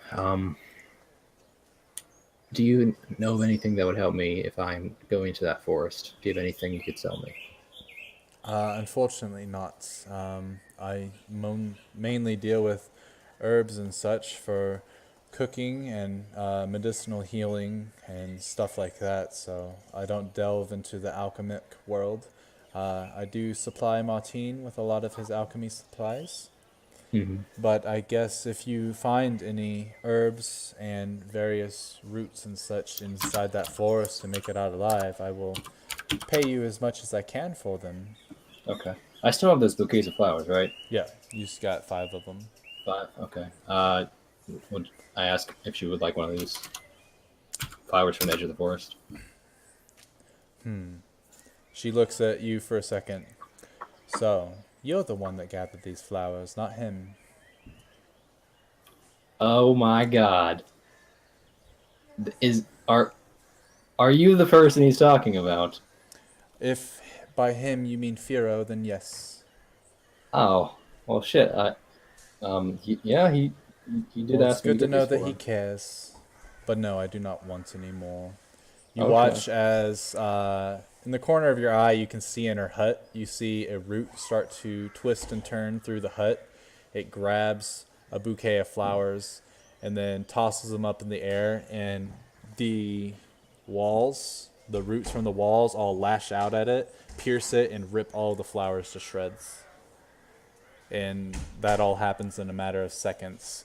Shit, I fucked up, didn't I? You watch as Willow, you can see she's flustered with anger. I didn't mean to upset you. You're I apologize. perfectly fine. It's not your fault. Other people just need to think a little bit more. If there's nothing else, I would prefer to get back to what I was doing, though. Oh, of course. And do you It was nice to meet you. And she you as does well. a tiny little curtsy and then gets back to picking the different herbs from her thing. Non-character. Did I just fuck over Firo? Who knows? I did not mean to do. I thought she, because herbalist, shit. Did he mention that she was blind? Yeah. Fuck. I fucked You're good. That's hilarious, though. I want to go back to the bordello and give my lady some flowers. Okay, you do that easy. Are you ready to go back to the forest? I want to give all 5 of them to her. All right, so she graciously accepts them, gives you a kiss, and then you leave. I wanted to go. I forgot to ask the druid lady something, but I think it's probably too late to go back to her. She's probably angry. Correct. I wanted to see if she could teach me mold earth. It's a cantrip. Maybe in another time, Yeah. but not now. Yeah.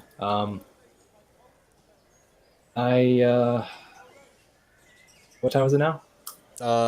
You have spent a lot of the day, so it's probably around 3 in the afternoon now. If I were to go Almost back 4? and get there at 4. Yeah. wouldn't- If you walk.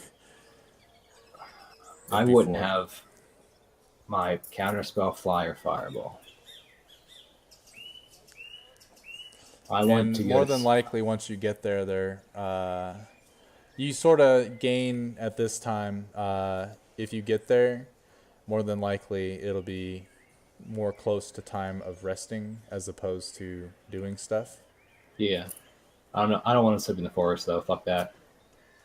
All right, are you just gonna sleep in the tavern here? Yeah. Okay. All right, so we will end Yeah. this with you going back to the tavern. You'd probably do various things throughout the town, but ultimately go back to the tavern, rest up. The next morning, you would head out over there, right? Yes, and I want to be there like right around the time I said I would, and just stay outside the gate, the barrier. Okay, easy enough. So we'll pick up with Jeff at that point, and we'll do all their stuff the next time we meet. Until Okay. then, that is the end of today's session. So I'm going to end my stream, and then I'll catch you later. See ya. Peace out, That was dude. fun. Oh, yeah. Bye bye. All right. Appreciate everyone coming out. Hopefully you had a good old time. And until next time, peace.